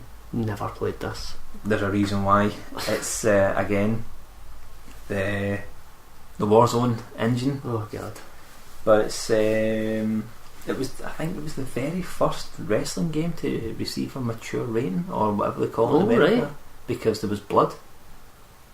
Attitude had blood. Yeah, but it's ECW. You hit each other. Yeah, probably. But I think maybe I'm wrong. I'm assuming this is like, with it being, is it like a reskinned Attitude? More or less. Yeah, because I think this came out soon after Attitude. Yeah, it came out in March 2000. Yeah, so yeah, it probably would have been just Attitude be more hardcore. Yeah, it was. Matches, Again, I had an exhibition mode, career mode, tournament mode. Sorry, the career mode was actually called pay-per-view mode, like we said the other game. And the options is always called utilities in these in the Acclaim games. It's always utilities. Utilities is fucking options. Is it 31 playable characters this time? Christ, I didn't think ECW at any point had that amount of wrestlers. I can tell you them, but I only know a few. Yeah. So we've got Angel, Awesome, Axel Rotten, Balls, Big Sal, CW, a guy called Cheaty or Chetty. The Yeti. Yeah, exactly. Not even Justin Credible, just Credible. Dave Doring, Don, Tommy Dreamer, Francine, Guido, Jay Victory, Jason Jazz, Jerry Lynn, New Jack, everyone's favourite psychopath, Christ. Nova, Raven, Rhino, Roadkill, RVD's in it. He's in the box art, I think, as well. Yeah. S Crazy, S Diamond, Sabu, Smuller, Spike Dudley, Storm, T Vito, and Wild Bill. Yeah, about 2/3 of them I've never heard of. Only the ones that featured on WWE Later at on, any point, like Guido and all that. Like Elvis, I know of them. But the game modes are actually a bit different to, I suppose it's kind of same as Attitude, but it does have a death match, a cage match, last man standing, street fighting, barbed wire match, which I thought was quite cool. Yeah. I think this is why the game got mature rating, the barbed wire match. Possibly. So I went, fuck it, we'll go ECW, we'll do a barbed wire match. Set it up, got my character. I think I was Sabu versus Spike Dudley, who mauled me. The game is fucking it's so hard, you feel like you're getting cheated. I actually set it on easy the second time around to see if it had changed any. No. Nah, exactly the same. Got my arse absolutely handed to me, and I found exactly the same in the next ECW game. Spoiler, that I play exactly the same. Really, really fucking difficult. Nothing to do with the whole like the grapple moves, because I do know that was the point of it, but even to hurt your character, I found myself getting hurt way more easily than the others. Yeah, your health going down a Yep, lot. so I'd get the guy, grapple up, do a back body drop, wait for him to go up, punch him a couple of times, but not, his energy was hard to go down, because he'd give me like a slam, pick me up again, do me another slam, and I'd feel half my energy go down, plus it'd give him combo points. Very, very strange. Anyway, neither of us were whipped into the ropes, so I thought I'll just run into them and see if anything happens. So run to the ropes, and your player actually leans back on the ropes as if, oh Jesus, I've just been barbed in the back. Come off, and you've got a cut back. Your back's actually cut. That's cool. That's cool. So it's different from the old Attitude. In Attitude you'd be busted open at random, basically. Well, this is what actually I think I'll talk about that in the next ECW game. The Bud's ridiculous, actually really ridiculous in that one. Again, there's not much else I can say about this one. I actually might just even fire in. Yeah, just I'll keep going jump with straight ECW. into the next this one. one is ECW Anarchy Rules, which came out a whopping 6 months after this one. Oh my god. This came out in August 2000. Again, it's exactly the same game. Bigger roster. But basically what happened, you've got maybe a couple of extra characters. Tatanka, The Prodigy, Dusty Rhodes is in it. Not Dustin, but Dusty. Dusty was in an ECW game. Yeah, and this one at least I think he's the only wrestling game he's actually appeared in my list anyway. There's a million different options to have your matches this time. You've got you've got all your usual death matches, cage matches, last man standing, street fight, blah blah blah, barbed wire, a dumpster match, tables match, a brimstone match, which I don't know what that was, Rage in the Cage, which actually probably is better than the Rage in the Cage game that we played earlier. A Brawl. So yeah, it's really the cool thing actually about this game was Joey Styles actually voiced the commentary. And he did give his oh my god. Oh my god! Yeah, I went Dusty versus Rhino. And how did Dusty look? Fat. Terrible. Very fat. Again, it's the same Warzone engine. Yeah. I think this might be the last game to use that engine, yeah. Yeah, I think this might be the last. Hopefully there's not a game that I'm aware of, but No. hopefully that engine's been completely retired by then. Oh, this was 2000, so the game. I can't remember when Warzone actually came out. 98, I Really? think. It was Yeah, that. the end of 98. Yeah, so it's again exact same game, but as I decided, yeah, do you know what? I'll do a first blood match. Yeah. And it's cool. That's what one of the features I would like about it, something like that. Thought Dusty Rhodes, he loves to bleed. Yeah. Dusty Rhodes, probably within the first 5 minutes of the match, Rhino gave me an armbar and my head bled, so I lost the match. Yeah. That's what I remember from Attitude. Was I always remember thinking when I first played it, oh cool, wrestlers are bleeding, but you would be busted open at like random occasions. Yeah. It just felt once you realise you're kind of going, wait a minute, it's just randomly bust me open. I hit him on the body, but his head's bleeding. I don't understand. Yeah, I think what happened was the armbar was just It's devastating. yeah, so I could turn around and Dusty could bleed himself as usual. Yeah, I was about to say that, but you know what? Maybe it's more realistic than we think, because a lot of times in wrestling, you know, wrestlers get hit on the back, but they get back up and it's like their head's bleeding. Mhm. Mainly Ric Flair's bad for this, Yeah. who just bleeds at every opportunity. Yeah, any more to say on the ECW games? No, I was pretty scunnered by this point with this engine. Yeah, I was still into my wrestling games at this point. Owned a Dreamcast. I remember seeing these games, but yeah, at this point, I think the only way to watch ECW in Britain was through Bravo, and I never had that channel. So, and I think even on that channel it was barely showing. And soon after these games, I don't think ECW lasted too much longer. No, not as without being bought over by Yeah, WWF. no, it did. Yeah. So So only other thing about it would probably be the menu's maybe the ugliest menu that you'll ever see. what did they have? Did they have a picture of a wrestler on the menu? Oh, you start up, mate. Kind of showed you some footage of people going through tables and stuff. So when you start, because it is obviously CD format now. It's not the norm to have some video footage. It's only a wee couple of matches type thing. People going through tables, some people jumping on chairs and stuff. Then it cuts to the menu, and it's probably got the worst rendered saw you'll ever see spinning in the corner. It's so pixelated, it's unreal. This is a Dreamcast, this isn't the PS1. It looks like a PS1 menu, and then you go into it and it's a set of teeth with barbed wire behind it. What? I don't know if they just went, right, okay, barbed wire, yep, and teeth, check, yep, that'll do us. Really, really bad menu and really shit game.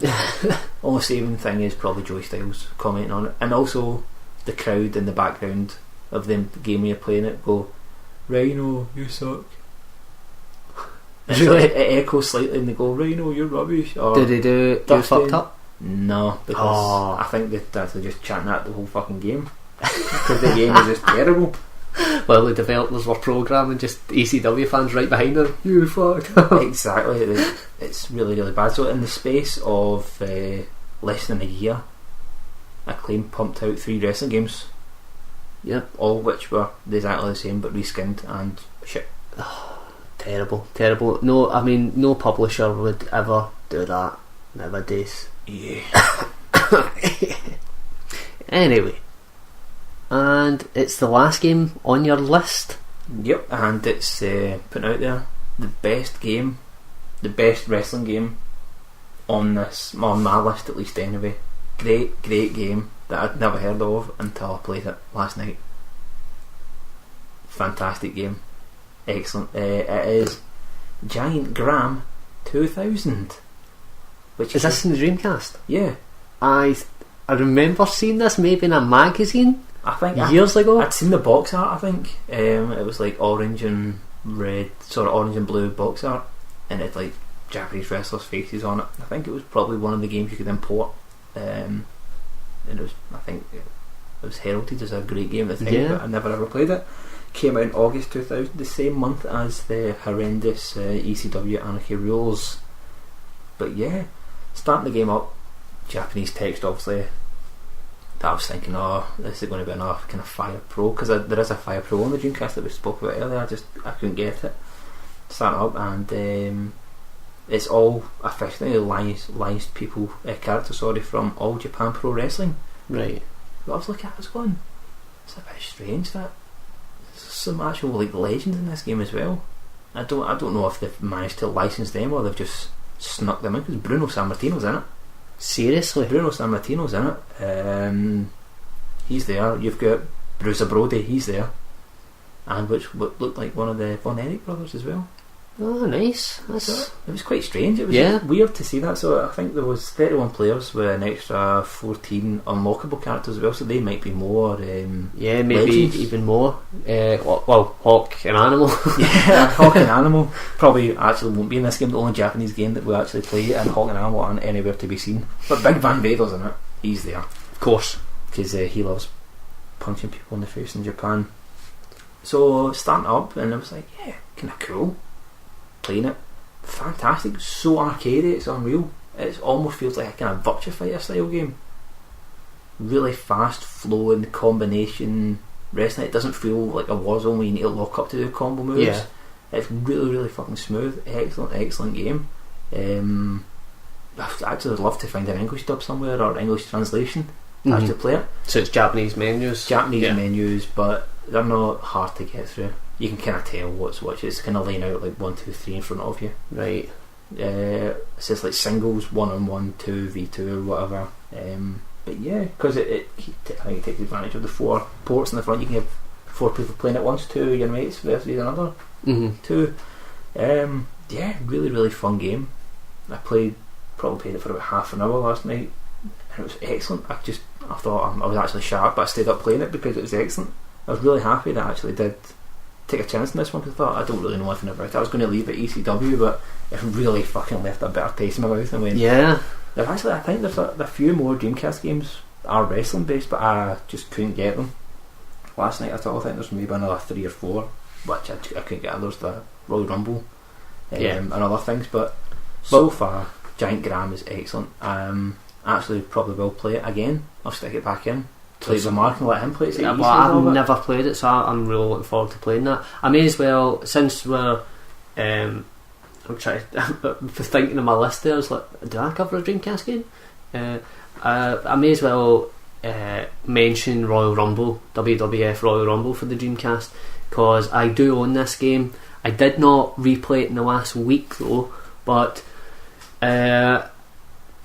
Royal Rumble for the Dreamcast, I remember getting this within the week it got released and thinking the graphics were brilliant, gameplay excellent. It's an arcade port, like most it's a straight arcade port, like most Dreamcast games at the time. But thanks to the fantastic M2, the roster isn't that big. It's very, very small. The whole gimmick, there is no like career mode or anything like that, which really pissed me off at the time, because most games, even for lesser consoles, i.e. the PlayStation, the PS1, had games that had career modes in it and season modes, but this, all it had was just like Exhibition, Royal Rumble, just your standard like multiplayer type games. And the Royal Rumble itself, because there's a roster of I'll not even bother looking it up, there's a roster of something like 10 to maybe 12 wrestlers, like really hardly any wrestlers, but they have a full blown 30-man Royal Rumble. So how, you may ask? Well, that's easy, because they just have random wrestlers appear. So you throw out, how many was it again? 8 wrestlers I think were in the ring at the one time. Yeah, that was right. It was really impressive at the time. 8 fully modelled 3D models wrestlers in the ring at the time. You eliminate one of those wrestlers, and say you eliminate the Undertaker might come back in under like a slightly different attire. So I think each wrestler had at least 2 or 3 different attire selections. Yeah. And basically it could get that messed up that you could have about 4 Kanes and like 3 or 4 Kanes in a match in the Royal Rumble.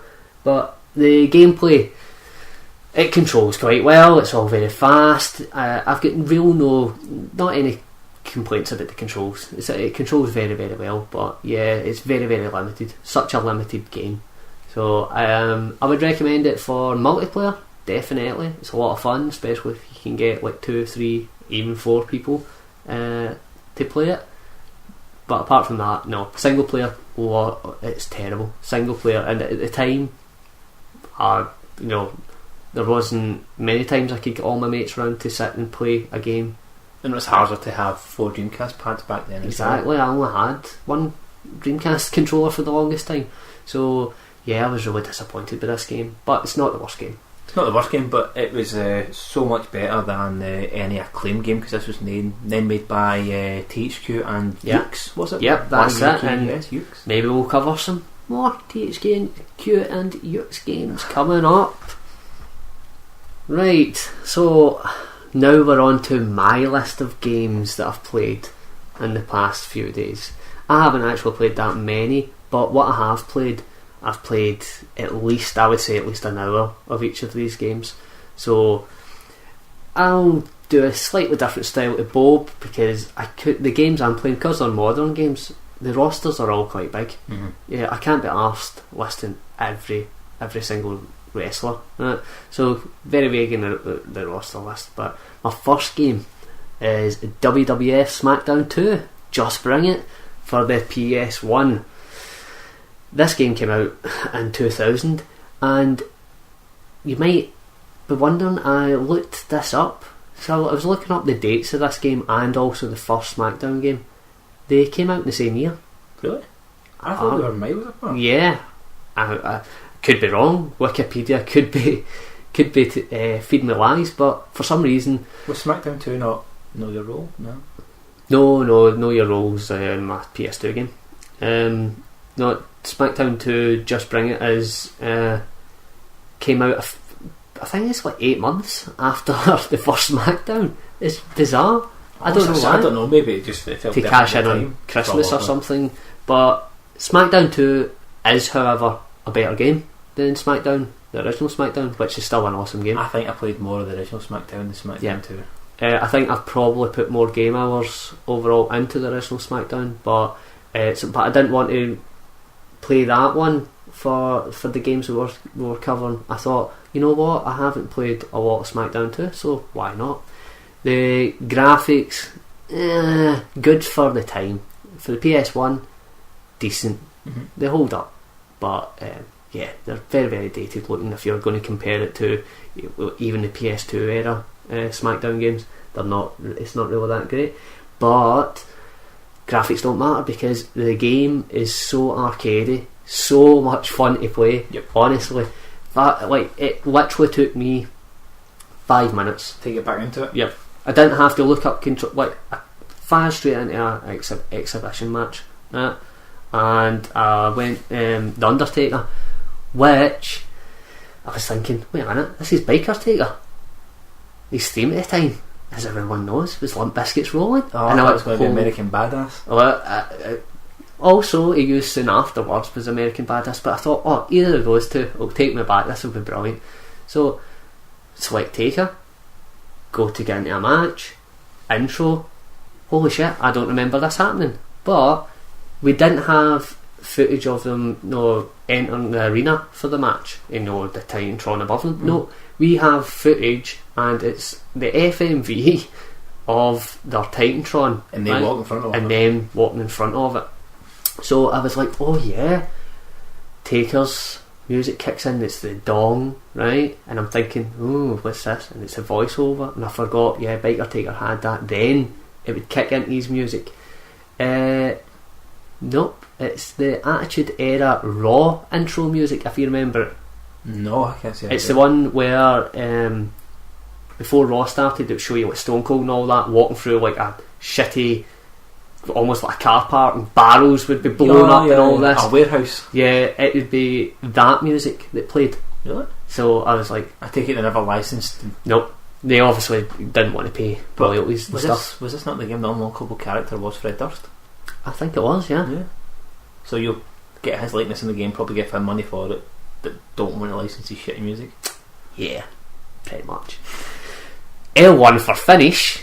Oh yeah, that was just Awesome. so simple. Yeah, love it. Everything about the whole control scheme's really, really simple, really, really fast. It's just brilliant. But my only complaint is, and I've got a note here. I'm just looking at my notes. No selling everywhere. People no sell everything. Yeah, it's like watching an indie match. It's just basically people doing moves upon moves on each other, and they're getting bouncing straight back up. So there's the kind of minus to the fast arcade action. Because I was Taker, who was my opponent? Road Dogg was my opponent, right? Who does come out and does his whole spiel, by the way. Is this obviously If you didn't know, Road Dogg? yeah, Not his country Road Dogg. no, sadly. But Taker's move, I walk up and I press down, and I think it was down in circle or something like that, and Taker does a tombstone, and I'm like, did I just do my signature move? Like, I didn't realise I had the signature stored or whatever. This game doesn't have a signature move, by the way. And I was thinking, oh, that's weird. So I looked up again, I'd done it again, and each time Road Dogg just popped straight back up, and I thought, that's a bit annoying. I also got Road Dogg on the top turnbuckle and done a choke slam onto the outside padding from the turnbuckle, and I thought, that's fucking awesome. Yeah. That's amazing. Again, Road Dogg just popped straight back up. Yeah, but did they go out the ring like a wee stick of butter? Just slide out. Plop. Yeah, that's it. Bloop. The matches, I found that the matches I played, again, I played this for about an hour. I had a lot of fun. The matches I found you either win or lose by KOs. Very, very few. Oh yeah, that was right. Yeah. Actually, you had TKO, whereas you could actually knock your opponent out. You can actually turn that off though. Yeah, and I think if you're wanting an actual wrestling experience, you would have to turn KO off, because you just generally do your finisher. That's and what KO. your finisher would. Yeah. I remember that was good about the story mode, because I actually remember putting hours into this game back in the day. Used to make if anyone remembers, you could select your THQ character, and it always had it was like a robot in the custom mode. It always had a head to suit the body, to suit the legs, to suit everything. So I always called him Hip Cat for some reason. That was my character's name, Hip Cat. And then when SmackDown 2 came out, it was Hip Cat 2. And my finisher, I think, was Sweet Chin Music. So every single time you hit Sweet Chin Music, 9 times out of 10, if you'd beaten up your character to get your SmackDown rating up, I think you could store 3 or 4. Yeah, 3. So store up your move 3 times, and then you could just hit 1, 2, 3 with it. Because I think the super kick might have been one of the quickest moves to pull off. Stunner. It's also very easy to get your bar, basically your momentum bar. I think it is. Yeah, to get that up. There is no health system by the looks of things. Like when I was playing it, there's nothing to tell me how much I've harmed the opponent. Yeah. So that's kind of odd, but yeah, you could store your finisher, which I think might have been the first game to do that. Yeah, I think it was the first one to be that simple. We could just obviously the original SmackDown talking about here, but loading times, slight pain. It loads quite a lot in between things, in general. I suppose it's just reading from that old CD, isn't it? But while it's loading, you get pictures of massively steroided wrestlers, and I'm talking about. I had Andrew Test come up, who's dead, obviously, like most wrestlers in most of the games I'll be covering, and yeah, he's disgusting. Honestly, veins popping out this man's arms is minging. I bet he was a roadie for Motley Crue or whatever his backstage gimmick was. The season mode, I remember playing a lot when I was younger, and I always thought it was so cool, but sometimes you get random cutscenes, and it's I started it up, and I got a cutscene. Basically, you go in, and you'll do a SmackDown TV taping, right, and it'll show you the match list for that TV taping, and you go through it, and if a match you're not playing in, you've got a choice to either watch the match, why would you ever, or skip the match. So you think skip, and in most games it would just skip it Yep. and just tell you who won or lost. No, not in this one. You go to skip, and it comes up to a separate little page, and it's 2 pictures of the wrestlers that are facing off, and just health bars That's right. slowly running down until health one. bars removed. Yeah, until one wins.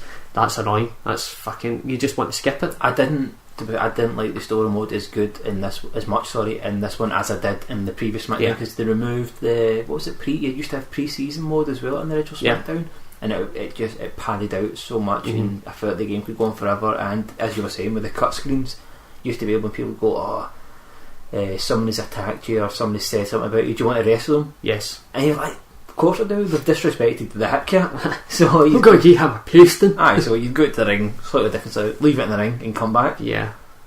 But Really, no, really good. But in this one, the cutscenes seem really random. I got a cutscene that was Kurt Angle. It comes up, Kurt Angle walking in his ring attire, apparently just entered the building, right? And it just comes up saying Kurt Angle is here, right? oh yeah, I remember it used to do that in the original as well. But then Kurt Angle's never mentioned again. And Unless you watch the matches, maybe, and he does a run in one of them. maybe, but I just found that weird. See, you've got that Well, kind that's of what, if you happening. remember, that used to actually happen in like Sunday Night Heat. If you were watching before a pay-per-view, and you'd a lot of the Attitude Era would show you like Stone Cold entering, dragging a case with a pair of shorts and a knee brace on. Yeah. Well, I bet he still had like jorts on and like a vest. and I that. suppose, yeah. Kurt Angle was like And his his onesie. actual onesie. Singlet. By the way, loading screen again. No, same different pictures. Kurt Angle is like he's got a muscle wingspan. Yeah. That is disgusting.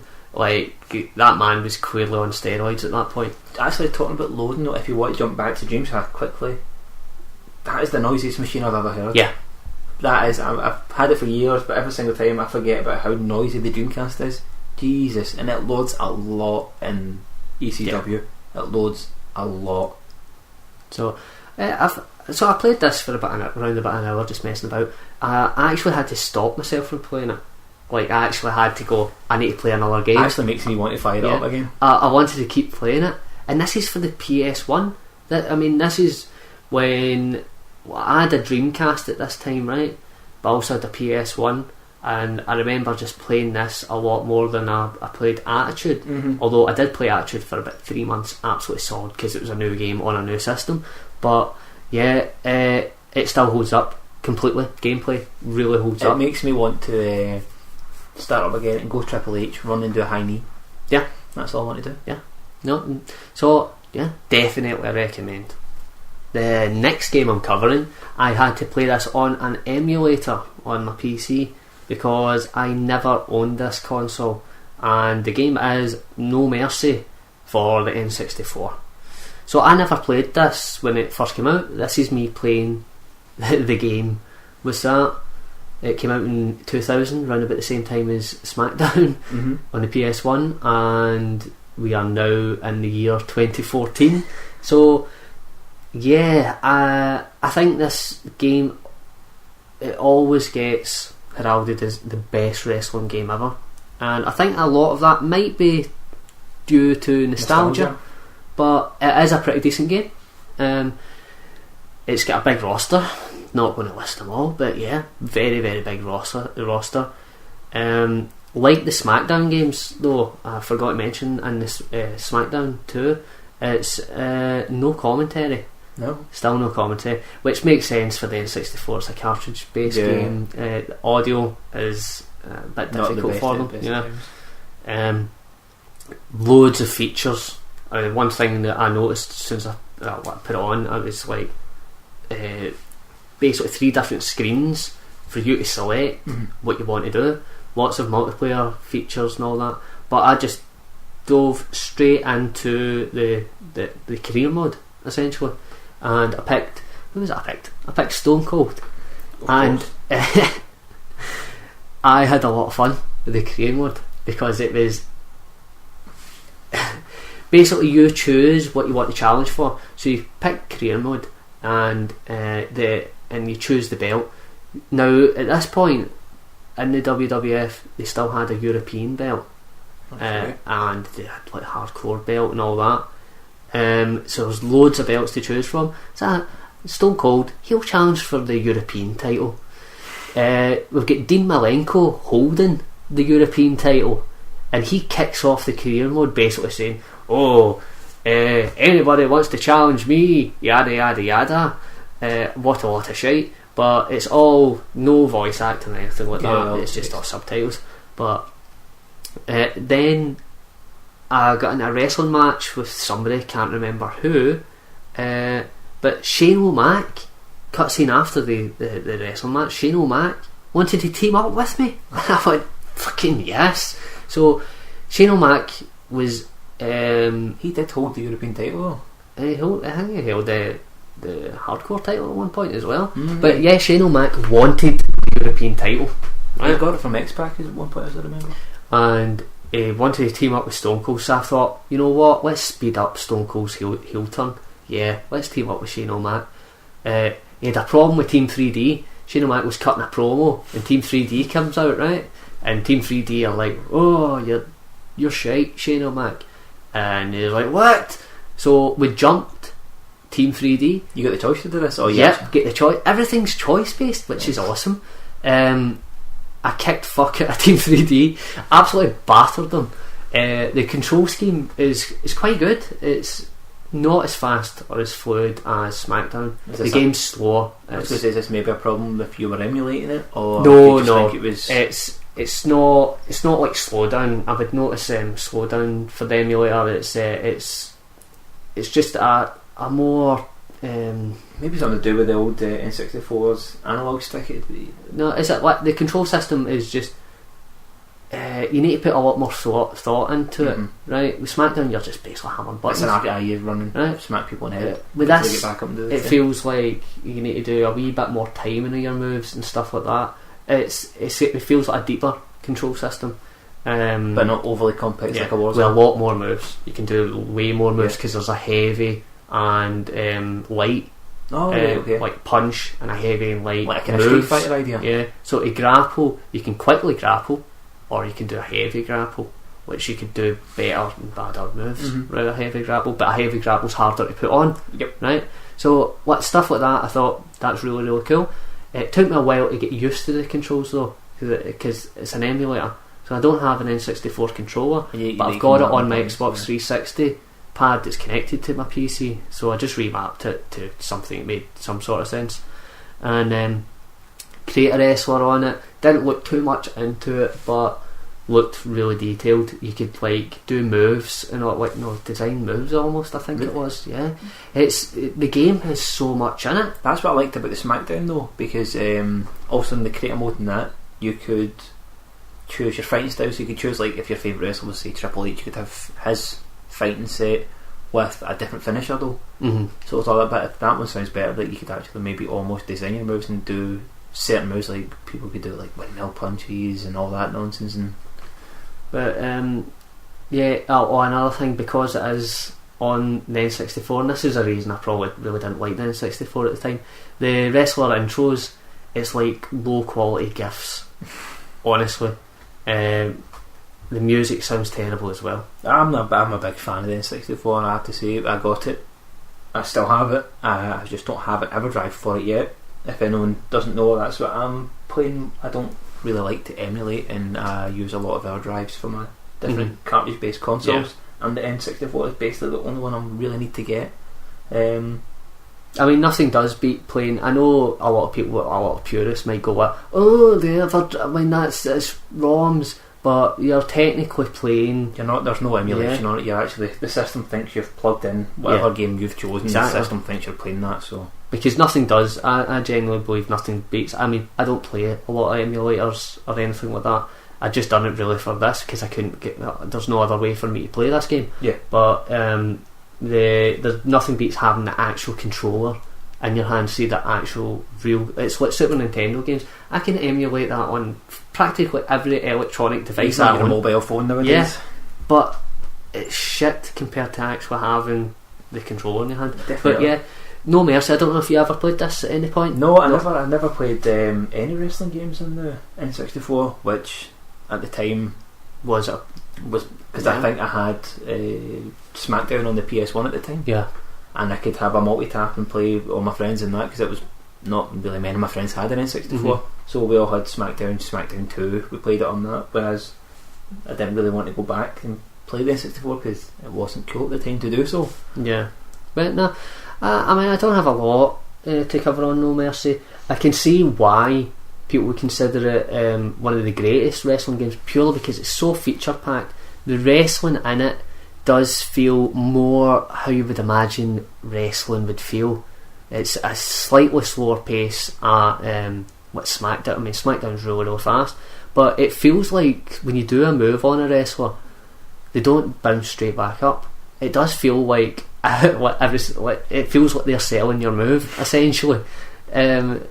You know, so and if you, by the way, while I was looking for information on No Mercy, there's people that are still updating the roster. Really? Yeah, it's for the emulation. I was going to say, so you can download the like packs. So I seen like it was CM Punk Really? was in it and all this. Yeah, I didn't play it, but I was kind of thinking it's kind of cool. It's still got obviously Quite a a cult fan base. following. Yeah, so yeah, another game I would recommend.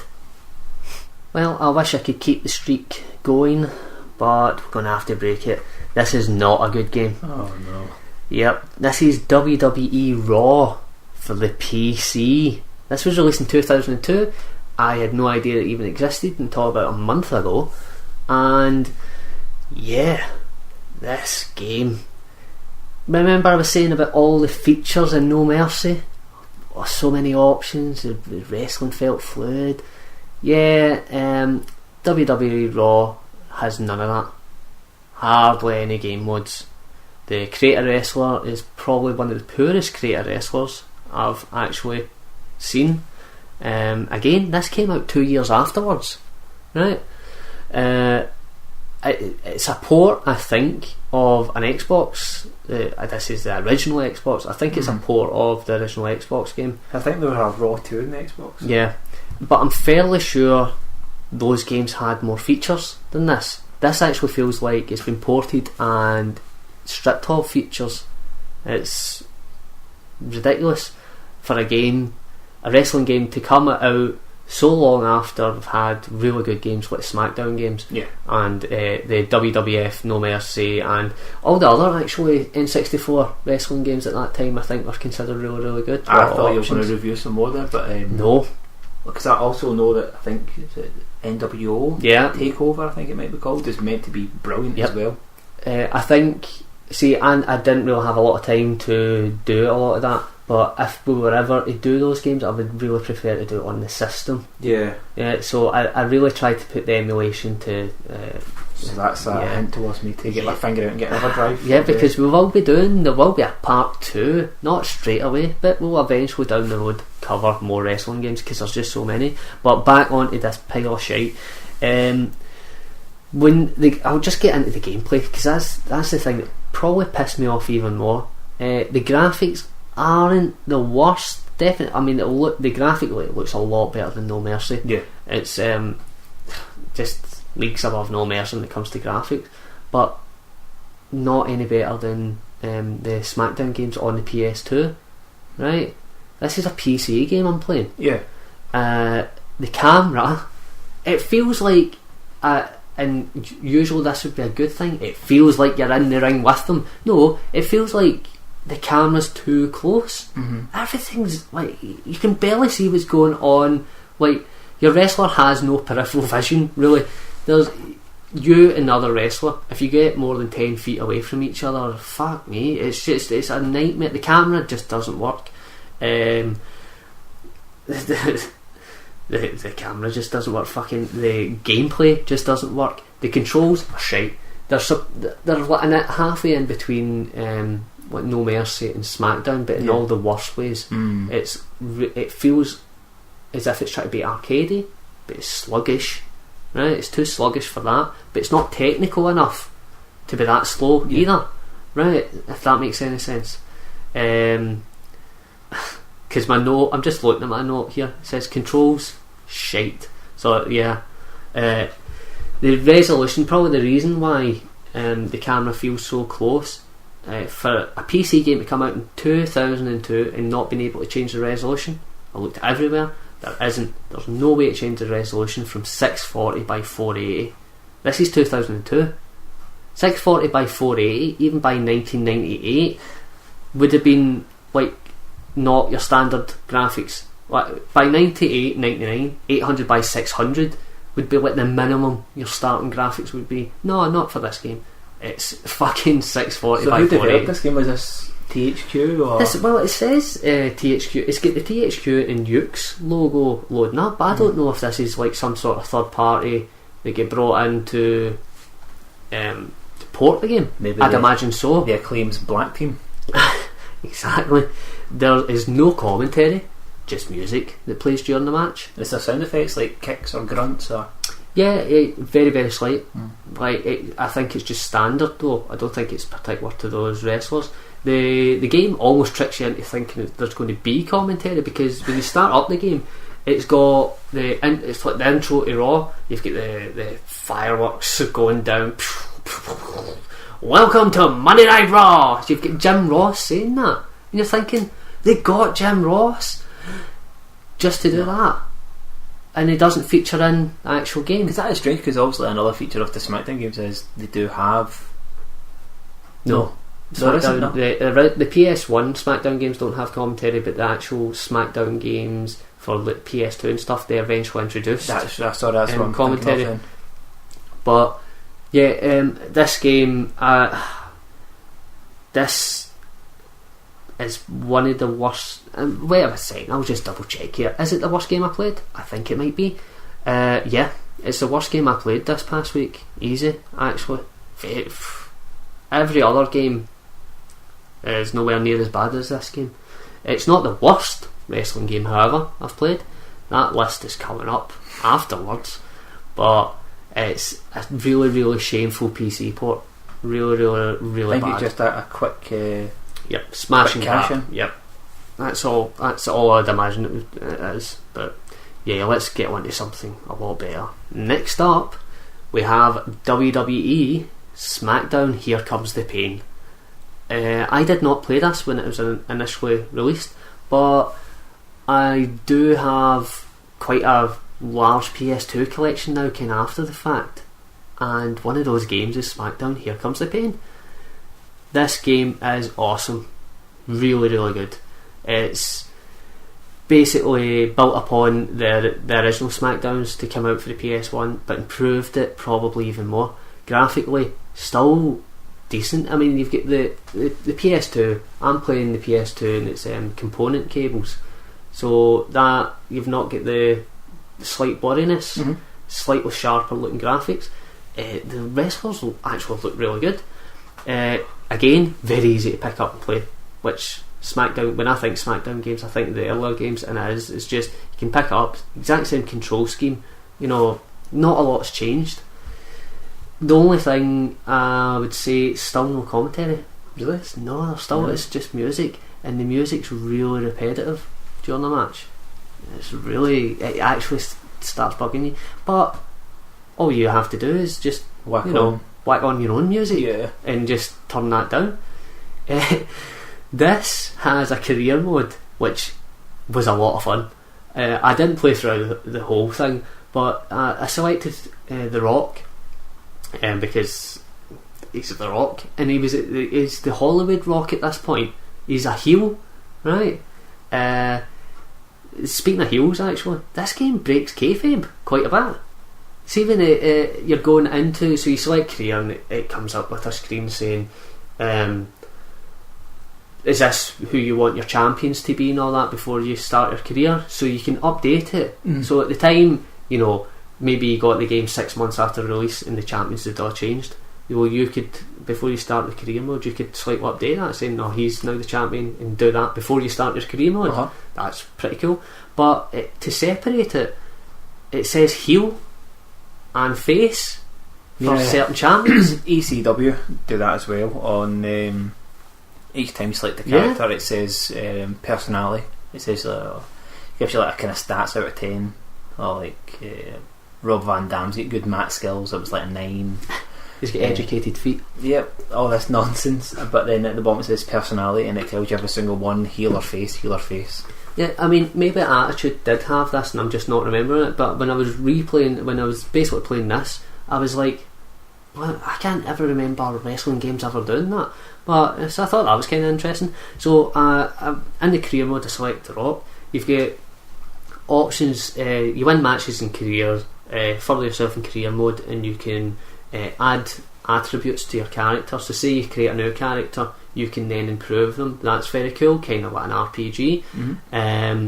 You can use those points to unlock extras, and you can also move around backstage. So before every match, you get the option to do this.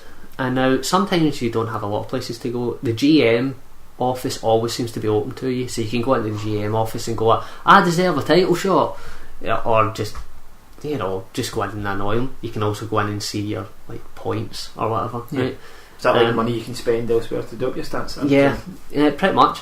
And it's the GM at the time, by the way, is Bischoff. Oh god. Yeah, he looks weird in this game. Doesn't look right. He's got the dark hair instead of the grey, which obviously he did have at the time. But so I'm moving around backstage, and I go to the locker room. I select locker room. Go there, Rock, because Goldberg's in there, and he tells me this before I go in. I'm like, yes. So I forget that the Rock's a heel and Goldberg's probably like a tweener, face, right? I go in and I'm like, hey, Goldberg, we should team up, buddy. Goldberg then gets a bit aggro, starts shouting at me, and then fucking batters me. Really? Gives me an absolute pasting. And I'm like, oh well. The career mode cutscenes, and there does seem to be a lot of cutscenes, they don't feature voice acting. It's all subtitles again, which I'm slightly disappointed by. This is 2003 on the PS2. At the time, a next gen system. But no, I would have loved some voice acting, but no. It's still L1 for finisher, by the way. Is it? Yep. And love it. That's what annoyed me about the older games. They went away from it, and you had to do different combinations to. It's like you've got something that works perfectly. This is like when you hit the peak of the wrestling games. Yeah, I think this is the peak of. I would say possibly the peak of the SmackDown games. Yeah. This game. I mean, I haven't played every SmackDown game, and it's not. I've not actually played any more SmackDown games after this one in the past week. I wish I did have enough time to play them all, but no. I would say this is possibly the peak of what I want from a SmackDown game. Because the roster's quite big as well. That would have been SmackDown versus Raw. Yeah, I think as soon as they started going to SmackDown versus Raw, and it feels as if they almost felt we need to change it up a bit, and they started introducing really, really dumb ideas, like the whole I think this was like Raw 2006, 2007 maybe, where the right analog stick became what you'd done a lot of your moves with. I never played in. I think. Oh, terrible! Until maybe until was it Legends of Wrestling or something came out. I think I'd stopped. I played SmackDown, and then I played a SmackDown after, and I really liked it as much as the originals. And then I stopped playing until Legends of Wrestling came out. So it was a bit of a difference in between those. Yeah, but. As I said, this isn't nostalgia for me for this SmackDown game. I never played this before. I just heard good things about it, and yeah, pretty much those good things. This is pretty much would be my perfect wrestling game, because it's got enough in it, like i.e. the career mode and cutscenes and all that. But it's also very fast and easy to pick up, and the multiplayer would be really good in it. It's basically arcadey enough, but also simulation based enough, if you can use simulation for wrestling. Yeah, great game. The next game I played came out the same year as Here Comes the Pain, 2003. This apparently get released on the PS2 and GameCube. I'm playing it on the PS2. I heard great things about it. So it's not a WWE game or a WCW game. Okay. Right? You might be thinking, what is it? Is it Fire Pro Wrestling? No. It's a wrestling game. You do wrestle in a ring, but a lot of people might kind of go, oh, that's a bit iffy. It is Def Jam Vendetta. Oh, brilliant game. Brilliant. Never played this before. until now. Similar to here, I think it's actually. I looked this up, and it says it's the No Mercy, similar to the No Mercy engine, but right. everything's sped up. Mhm. Right? It plays great. Really, really good game. I don't even recognise half the people in this game, right? So I'm not going off of any A, nostalgia, or B, fanboyism for rap artists. I'm not into rap. Very, very few rappers I like. The music fits the game perfectly. The music's playing during your wrestling matches, and it just fits it because rap is quite that, gangster rap is really aggressive. You're fine, so it fits perfectly. Bizarre storyline, which I couldn't make any sort of sense of, but who cares? It was just mental. Graphics still hold up. Yeah, pretty good. Yeah, not bad. Really fast, really fluid. There was no slowdown. It's just the only thing I would say, wee bit too much button mashing. Like when you're knocked down, it comes up saying, press all the buttons, essentially. So every time you get knocked down, you kind of have to do that. The counter system, this has a counter system in it, and it's very difficult. Really, really difficult. You need to get your timing right, which is probably a good thing, really, ultimately, especially if you're playing multiplayer. If you could counter easy, you just spend a whole match counting. But I went straight into the career mode, the storyline mode. You play one of, I think it was 4 characters that you can choose from. They've each got their own styles and basically attributes. Some are stronger than others, some are slower than others. So I picked Mr. Generic, who just looked like some Tekken fighter, really. He was an all-rounder, so I thought, right, he'll be good for me. I've never played this game. Fucking hell, the game's hard. It's really hard. Really is. I always remember playing all the Def Jam games that came out at the time, because there was a few. One with Snoop Dogg was like the head of the mafia. Every single game you played, you played as a Def Jam character. You'd like, even I think Def Jam Icon was the latest one they brought out in the 360 and PS3.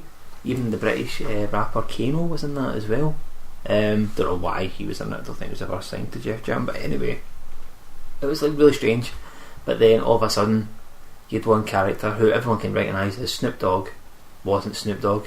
He was the big boss or something. He was called something ridiculous. Renamed them. Yeah, I don't know why they did that, but Def Jam games were excellent at the time. I played them all very arcadey. Just button mash everybody. Yeah, stories were great. Did get difficult towards the end of the game. Like the bosses, your next round of fights were really always hard. Always stepped up a level to beats. And I don't know on this one, but was there customization? Could you? I remember the last one used to go to, if anyone remembers, early 2000s. Everyone seemed to have those Jacobs & Co watches that had like the 4 chronographs, and it was like red, blue, yellow. I can't remember the other colour, but it was like it's like different parts of the world was all in one watch. It was ridiculous, and you could save up to buy yourself better bling, buy watches, earrings, and everything. Big dookie gold ropes, everything. It was excellent. I'm not really sure about all the different game modes in this game, because usually I would fire into the game straight away, right? As I said, I spent about an hour in each game that I played. I must have spent easily 50 minutes replaying match after match against the first boss, essentially, I came up against, because I just couldn't beat him. No, that's right. He countered every fucking thing I threw at him, so then I thought, right, I'll just sit back and try and counter him. But as I says, the countering system's actually really difficult. You need to be really exact, and I couldn't beat him. I just couldn't beat him. And this is the 3rd match in the game, and before then I fought 2, I'm fairly sure they were just 2 generic people, like they were made up characters, especially the second one. The second one is basically a rip-off of Vanilla Ice, right? And I think it's a wee dig at Vanilla Ice, because the guy's just cheesy as fuck, and he's white, and he's coming out with all these wide rapper words and stuff like that. John Cena. Yeah, well, basically, I struggled a bit with him, but I beat him. I just could not beat. I can't even remember his name. It's this fat guy. It's a fat rapper, and like I don't know any of these rappers, but I just couldn't beat him. like, and I ended up getting really frustrated. But the thing was, I felt as if it was my fault. I felt as if I need to learn the game. I need to, because the controls were good. I just because there was it was quite combo heavy as well. You could you could string it together like punch, kick, but it would make it look excellent. And then if you hit like a shoulder button, I think the other games as well, you could make a heavy move, over the top violence as well, in the sense that you could literally like kick somebody up into the air. That's right. And you could like grab them and stuff like that. Them. Yeah, it's like stuff like that. But it was I did find it enjoyable. It was different from what I was expecting, really. When I thought like Def Jam games, I think they might have got away from the wrestling ring. Yeah, but I think they're now just fighting based. But this seems to take place pretty much in a wrestling ring. You do go like, and it's not even as if it's a fighter that just has the wrestling ring. You can bounce off the ropes and stuff. Yeah, jump off the turnbuckles. You know, it does majority have wrestling moves. You know, like Hurricane Rana and all that. Really? So I think, definitely this game, it does qualify as a wrestling game. So it's an upmarket version of the Insane Clown Posse's wrestling. Christ. Oh, what, are they in the game? I think they might have appeared in a Backyard Wrestling. I think the game might have been called Backyard Wrestling. Yeah, I think you're right. I think that ICP were in that, but they also have their own wrestling federation. Maybe we'll play those games at one point. Hopefully not. Yeah, hopefully not. They're supposed to be terrible, but yeah. So Def Jam Vendetta, I would say it's a recommend. On to the last game I played this week, and that is WWE 13. This came out PS3, Xbox 360, and the Wii. Apparently, this came out in 2012, but this game's awesome. The last THQ game, I think, as well, before they got shut down. Yeah. It's now obviously it's 2K that owns it, 2K Interactive. So yeah, the very last one, and it's quite a good game to go out on. The whole presentation of the whole game is phenomenal. Like from the menu systems to the matches just. It looks like the TV product. It's just there's no HUD, like not by default anyway. There's no HUD, no health bar or anything like that coming up. It just looks the exact same as it would on the TV or the pay-per-view. I went straight into that Attitude Era game mode because that's obviously that's when I watched wrestling non-stop, and it's so well done. Like the Attitude Era game mode is basically you can select to play through. I think the first one you play through as is DX or Stone Cold, one of the two. Was it not Mankind? And I can't remember. Was it Mankind? But anyway, the ones I played, because I'd played this game quite a bit when it first got released, so it's an old save that I kind of loaded up, so I'd already unlocked a few things. So I went back and replayed it, and there's the ice cream van. Yeah, hear that? Aye. I went back and replayed it, and it gives you like a short wee documentary, like cutscene, explaining what's going on. The Monday Night Wars. Yeah, the Monday Night Wars, and it uses real footage of the wrestlers at the time and stuff. Really well done, well represented, and you play through certain matches of that era in the timeline. Yep. And you've got objectives in the match, so you play the match and you've got objectives to kind of complete, so as it kind of recreates what happened in that match. Yep. And if you do it all correctly, then you unlock even more stuff, right? And that's how it works. It's really cool. I mean, I love it. It's because a lot of times some of the objectives are hidden until you complete the other objectives in the match. Yep. So then it gets revealed, and a lot of times when it gets revealed, you go, "Oh yeah, I remember that happening." There's stuff like that. If you grew up in the Attitude Era watching that wrestling, you'll love this. You'll love this game because the gameplay is actually quite similar to the old SmackDown games. Because I know because they did change up their style for a while, which really put me off playing any of them. They were terrible. The SmackDown games, the SmackDown versus Raw games, between what was it, 2005 to like 2011. I think it started with Vince McMahon on the front cover of them with half a red face, half a blue face. They kept changing the control scheme up, and I remember playing 2000. I had 2007 at one point, and it was terrible, absolute awful control scheme. Hated it. This one, it kind of goes back the way To the glory days, if we will. more arcadey. The only thing I would say though about the control scheme is there doesn't seem to be a lot of variance on wrestling moves. There's not a lot of wrestling moves at all. Nah. Stone Cold and Taker, and maybe other wrestlers, but that's the two wrestlers that I tried. They both had in their arsenal a full Nelson. Now, I've never seen either of them ever do a full Nelson in my life, but both of those wrestlers had, and it was mapped to the exact same button. Yeah. Yep, so there seems to be like a standard set moves. I felt that was a bit lazy. I mean, obviously you've got the signature moves and all that of the wrestlers, and the animation of it and all that. Everything looks great, but I felt that was a bit lazy. Fan signs don't actually make sense. So I was wrestling in the Attitude Era, and you'd think there'd be Attitude Era fan signs. Nope. Oh, well, you'd think there'd be fan signs for the wrestlers you're wrestling as or wrestling against. Nope. Really? So I was 1997 Taker versing off against 1997 Kane. None of the fans had any signs referring to Kane or Undertaker. There was one referring to Carlito or Primo, sorry. Carlito. God. Primo. And I'm like, what the fuck? They were all referring to modern wrestlers, Yeah. but they were all kind of random. And I thought, that's weird. So that's surely, once again, a wee bit of laziness on the part of the developer. You kick out a pins by holding and releasing A at Yeah, certain that's right. bit. That's really cool. I think a lot of games should do that. And obviously, the more tired and fucked up your wrestler is, the less less opening you have of releasing. I'd kind of say correctly. it's like the FIFA penalty bar. Mm-hmm. If you're a good penalty taker, you've got a long green bit to hit. Whereas if you're shit, you're a goalkeeper, you've got a tiny minuscule green Yeah. bit. Everything else is red. Another thing I would say, it's maybe a bit too easy to counter moves.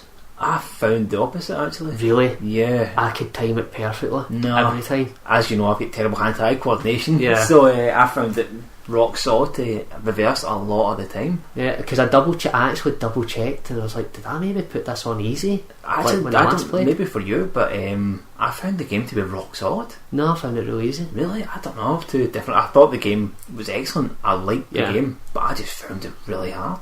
No, it just shows you, like, obviously what I was saying about the what maybe older games that I like, Def Jam Vendetta. And I was saying about I found that 9 out of counter. Maybe somebody else would be like, no, it's too easy. Yeah. But I found WWE 13 because it comes up for maybe about half a second. The prompt that you have to press to counter, but really what you have to do is kind of guess what the opponent is either going to strike you or grapple you. Most of the time they strike you, right? So that's, you just pretty much have your finger hovering over right trigger button Until it does any sort of movement, and you just go boom, and you can counter with the grapple. Once you've been grappled, so you grapple someone, right, but that doesn't instigate a move straight away. You then have to press another movement to create either a heavy move or a light move or a strike. Once the computer AI grabbed me, there's a certain animation that I looked out for, and you could counter. So when they've got you in a headlock, you'll not be. This is a podcast, so you can't see what I'm doing. Guy's in a headlock, and he does one movement down like that slightly, then comes up, and when he's going down for the second movement, that's when you press counter. And I've seen that every time, and I can do it perfectly every time. As soon as I notice that, and because every wrestler has the exact same movement, is that nobody has different movements when it comes to what headlocks or grapples like that. You could counter it perfectly every time. that's 'cause it's Colt Cabana that's doing the body movements for it. Yeah, and it is. It's good wee factoid. The loading screens, which sadly there's quite a lot of, but it's not too bad. Loading screens actually in between the Attitude Era when you're loading in between a match, Aye. comes up with it's a Monday night ratings. Yeah, war. that's right. It's the spikes of Yeah. who pulled what each week. Yep, and that's really cool. That's awesome. So you've got WWF at the time and WCW competing against each other in the ratings, and it shows you. It's kind of cool that they're showing you WWF getting beat quite soundly, but then They own WCW, Yeah. so but halfway through, even just the first segment of the Attitude Era segments, it's WWF is well on its way. But really good game. Really, I really did liked like it. that feature as well, because you do play, it says, you're playing in April 98 or whatever it is, and it shows you the ratings for that week or that month, whatever you're on. It's really cool. But as I said there, I found it actually really rock solid. I found it quite hard to do. I'll need to fire up again and play it.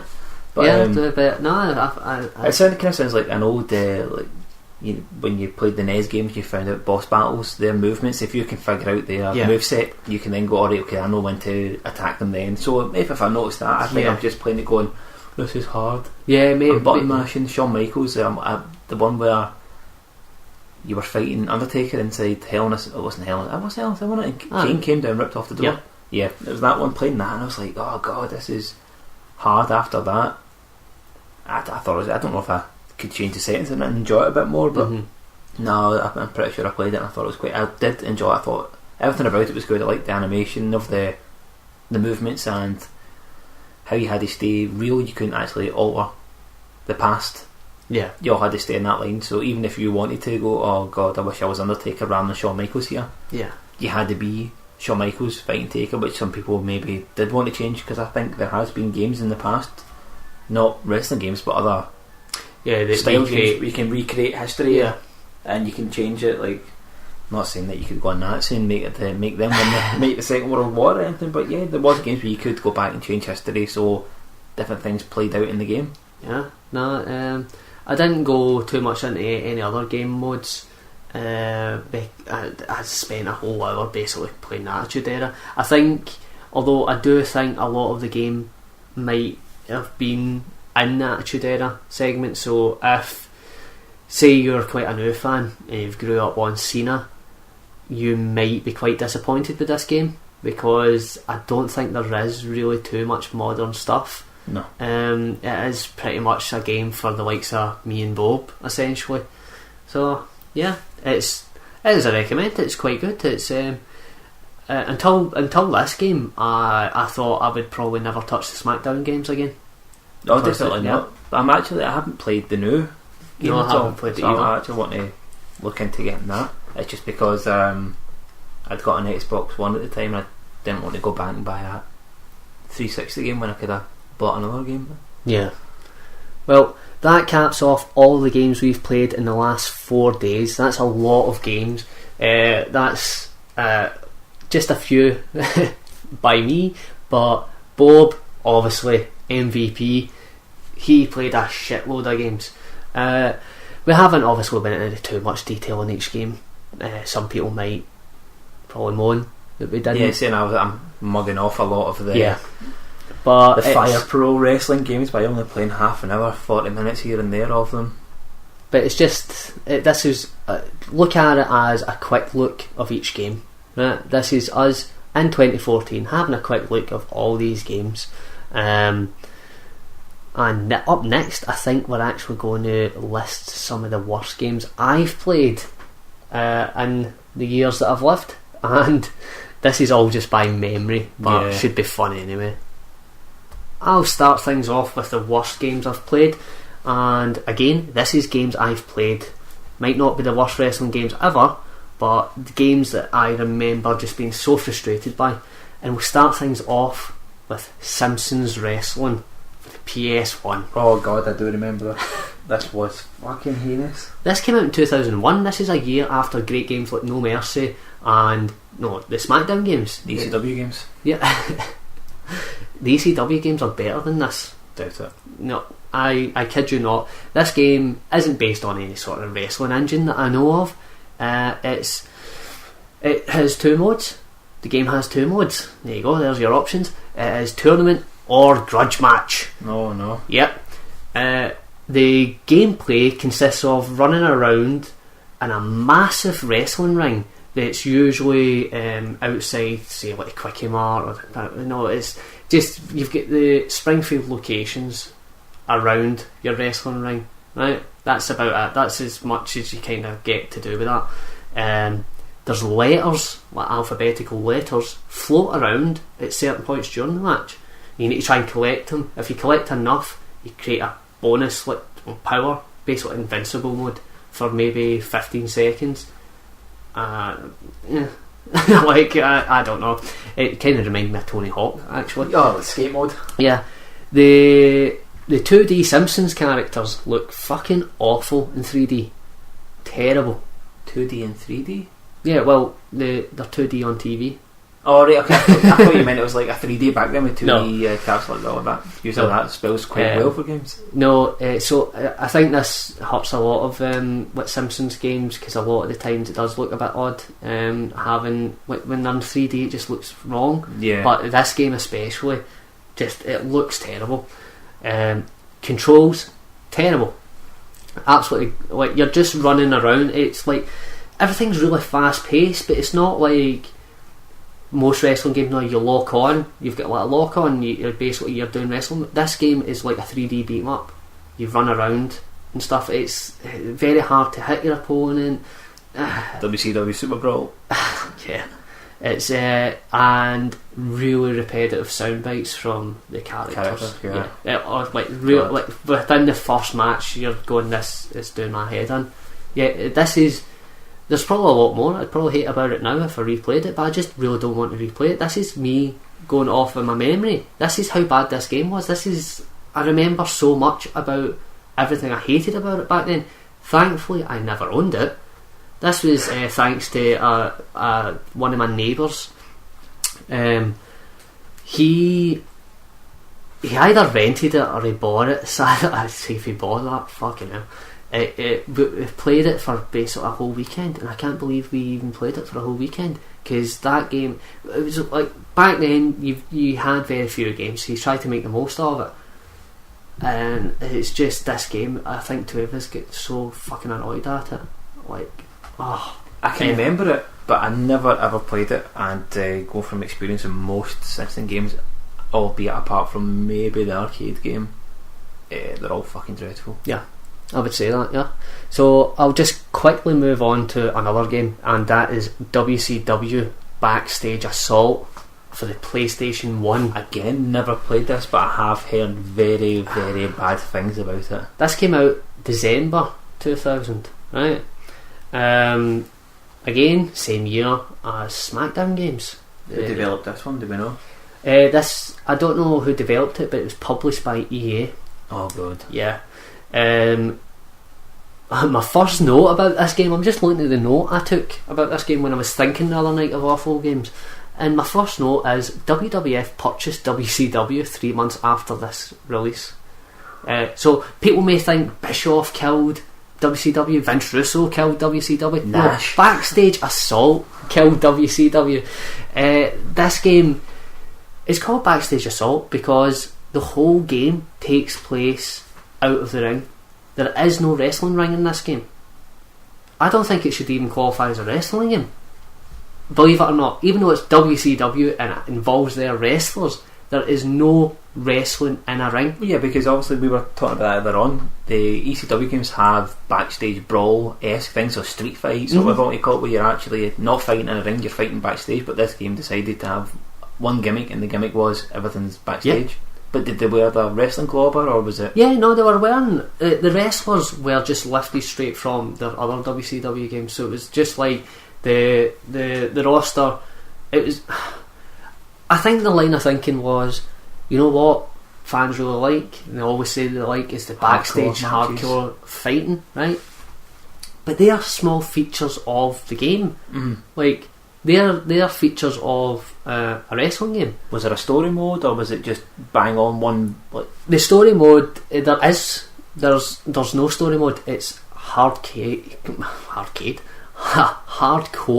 mode. Okay. It's just a generic tournament. So it's like to win the title at the end of it, to get a belt, or do you defend the belt, or is it just you get to end the tournament King of the Ring style, you get a rubbish load screen? Just like arcade games, say like Mortal Kombat, no, you start at the bottom, you work your way your way up the right? yeah. It's like that. Once you win the hardcore title, game ends, that's it, it's done. Right. You don't defend your title, there's nothing, that's it. Because that was the cool thing obviously about the SmackDown games, where you could defend your title.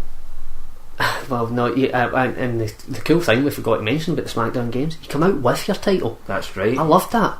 Such a small wee thing. Remember Triple H coming out with a bottle of fake water and spurting it everywhere. One fucking pixel at a time, one polygon. Hardly any game modes in this. Is it a hardcore mode? Yeah, well, no DQ mode.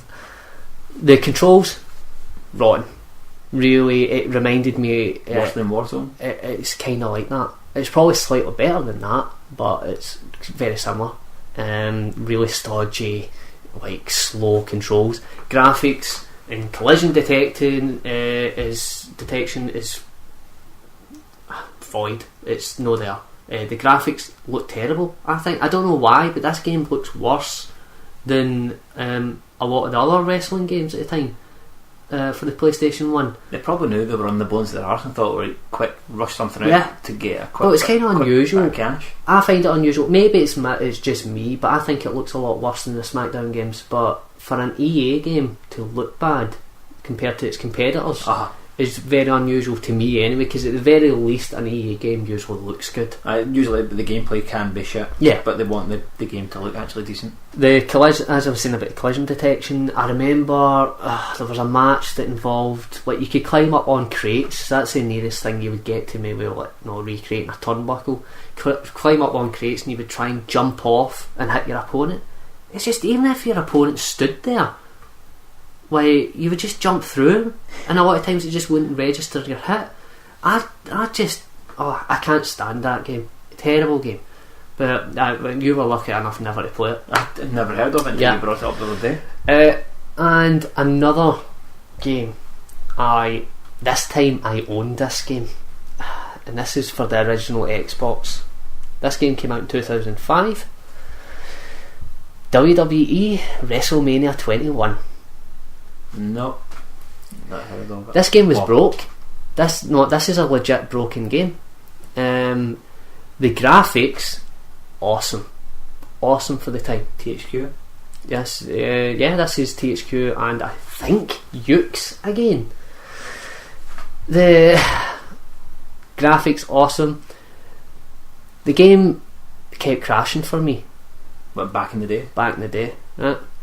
I haven't replayed this any time recently. I don't even know if you can emulate the original Xbox, but it's not an emulator or anything. I played this game, I owned this game, and it would crash a lot, which is very unusual for a console game. Back then anyway. The cutscenes were jerky, like really low frame rate. Like, I remember even then where frame rate in games, especially console games, you wouldn't notice too much. I mean, you would notice it, but you wouldn't think, oh my god, there's frame drops. This game was probably the first time I played a console game like that. This is running about 15 frames per second, and it was during a cutscene that used the in-game models. The cutscenes were hilarious, fully voice acted. Wooden, I'm assuming. Oh my god, yes. So every single wrestler that appears in this game, and what Vince McMahon and stuff, all voice acted it, right? And it's just hilarious because you've got like what is his name, Rene Dupree coming in, right? And he was just terrible. Like, I can't believe that they didn't think to ask him, no, can you just do that line better? Like, because it was just like, hey, I want to challenge you to a match. It was just, it's so wooden, but that was kind of funny. You know what, I kind of like that. Controls, rubbish. AI, glitched. I've got a note here, from the other night when I was sitting back trying to remember all these games. AI is fucked.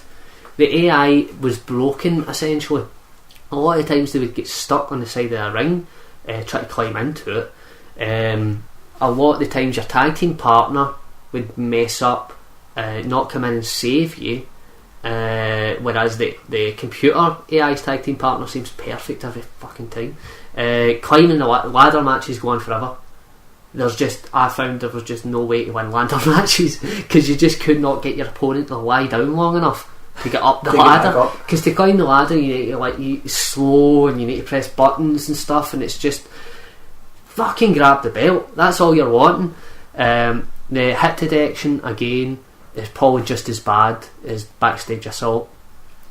Just really, really poor. Like, you're throwing punches and sometimes you miss, like, as in you're visually not seeing that punch connect by a good maybe in-game foot. Like, there's about a yard between that and it registers, and then other times you're right on your opponent and nothing's happening. I owned this game for about a month, if even that, before getting rid of it again, before trading it in. Yeah, it's just broke. And I don't know, I remember at the time people saying, oh, there was a batch of bad game presses of this game. Maybe I had a this bad batch. I tried quickly looking up on Google, couldn't find anything about it, but I definitely remember a couple of magazines and stuff saying that, like, because a lot of people were complaining, I think, why did you give this a good review? And it's like, oh, that was a review code we were sent. Ultima style. Yeah, it was basically like, we reviewed the code and every problem we had with it, we were told, no, that's not in the final press. So I don't know if there's two slightly different versions of the game, and I just so happened to get a bad version, but yeah. So that's all I could think of off the top of my head for the worst games. Is there anything you remember? Yeah. WWE Aftershock. What's that? It was on the ill-fated Nokia N-Gage. Holy shit. Oh man, I don't even know I had it. I never actually bought this game, but I had it. It was on a MMC card I had, and fucking hell, it was terrible. I don't know if it got a proper release. I think it did, but it was god awful. Proper 3D on a tiny, probably 2" by 2" screen. Heinous, really, really bad. All I can really remember about it is to get outside the ring. They had the same mechanic for every person.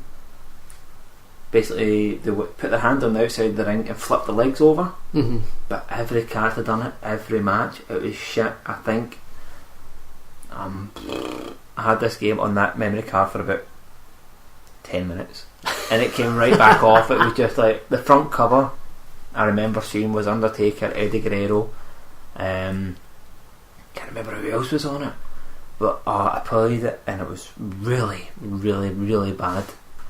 Proper nonsense. So if anyone ever played that game or remembers the game, unlucky for you, because it was really bad on a really ill-fated I'd never heard handheld. of it. Never heard of it, but again, the N-Gage came and went, for me anyway. Well, I waited straight for away. it, and I got the second version as well. I had to get the QD, which was actually worse. But I also remember in school somebody telling me of it was almost like a turn-based wrestling game. I can't remember. It might have been Turn-based? Yeah, it was turn-based, like kind of text adventure. I don't know. Maybe I'm making it up.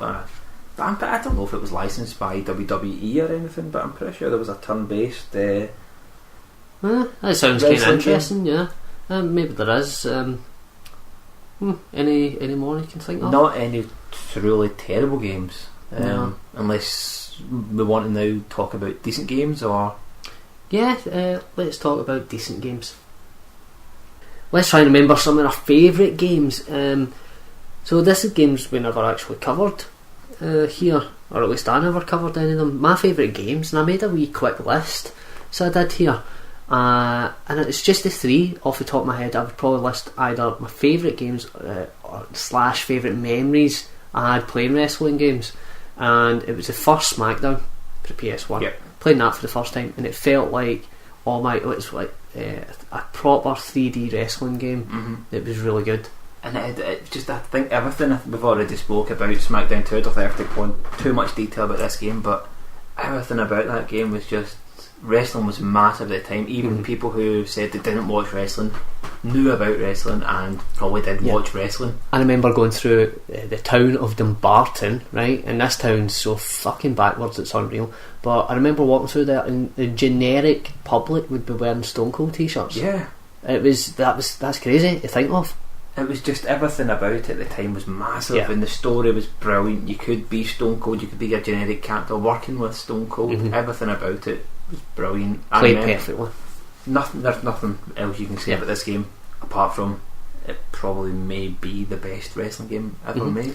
The next one that I thought of was WWF WrestleMania, the arcade game. Love it, absolutely love it. I had this for the Mega Drive. Yep. So I did, and I played it non-stop. It was awesome. It was so cartoony and over the top, but in a good way. I had it for the Mega Drive. I know there's other variations. Yeah. I think I'll just actually list. I've got a wee list of.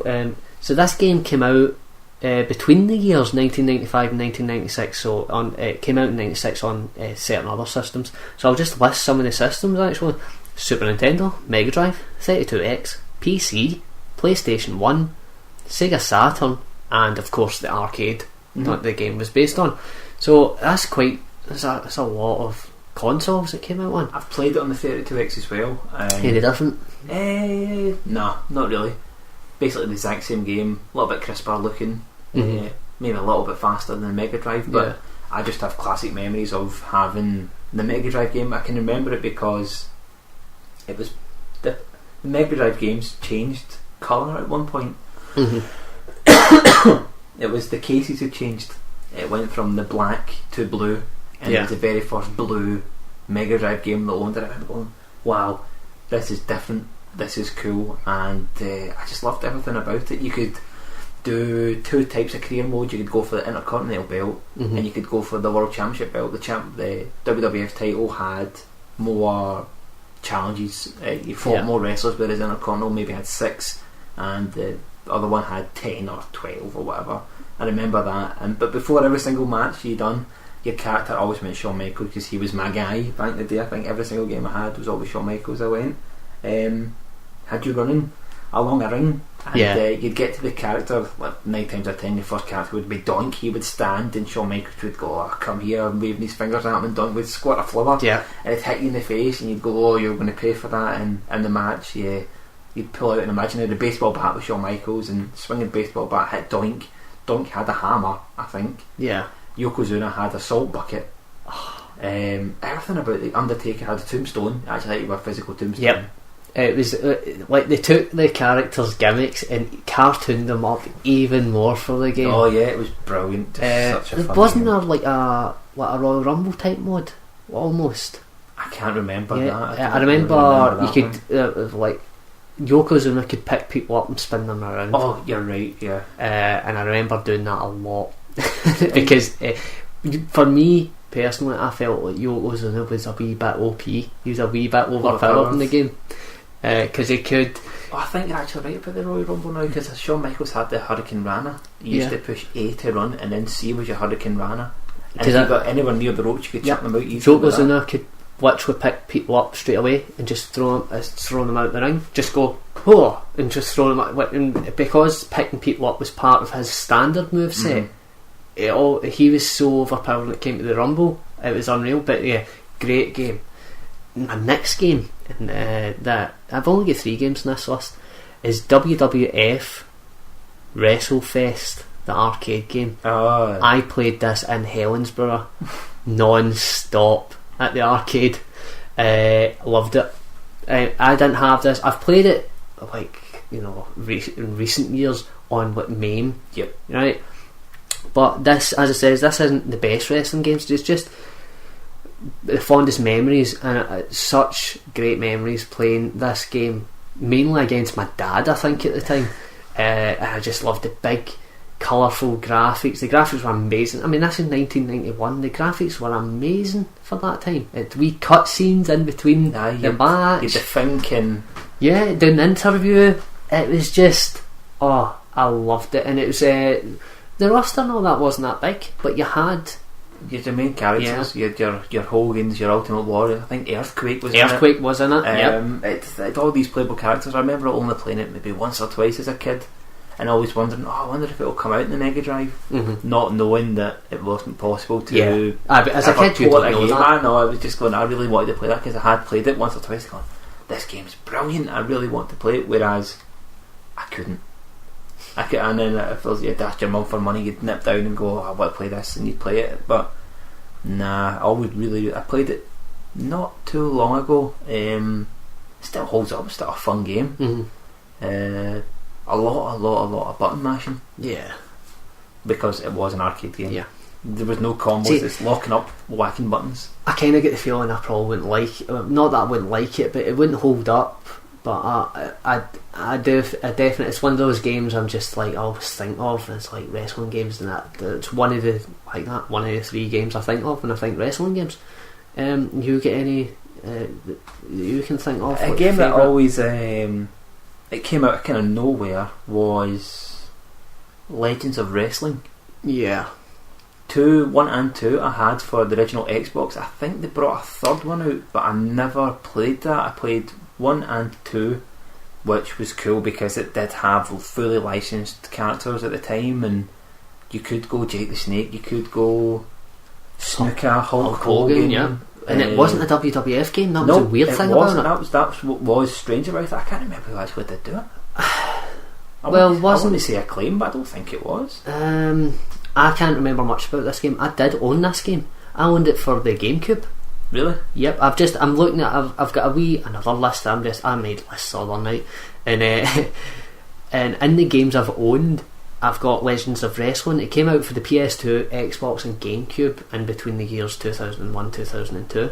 I had this. I remember you could play Bret Hart in it as well. I think that was maybe the main reason I bought it. You go Mr. Fuji. You could. Yeah. Brian Pillman was in it as well. Yep. He was there. There's like that. It was a strange mix of wrestlers, and it felt weird because it wasn't a WWF game, even though it's pretty much all major ex-WWF wrestlers. I can't remember too much about the game at all. It had in the extras like interviews. Do you remember that? Yeah, you could go through and interviews with old managers and stuff. It was weird. It was excellent, but I really loved that game. I think I actually completed it basically in one sitting.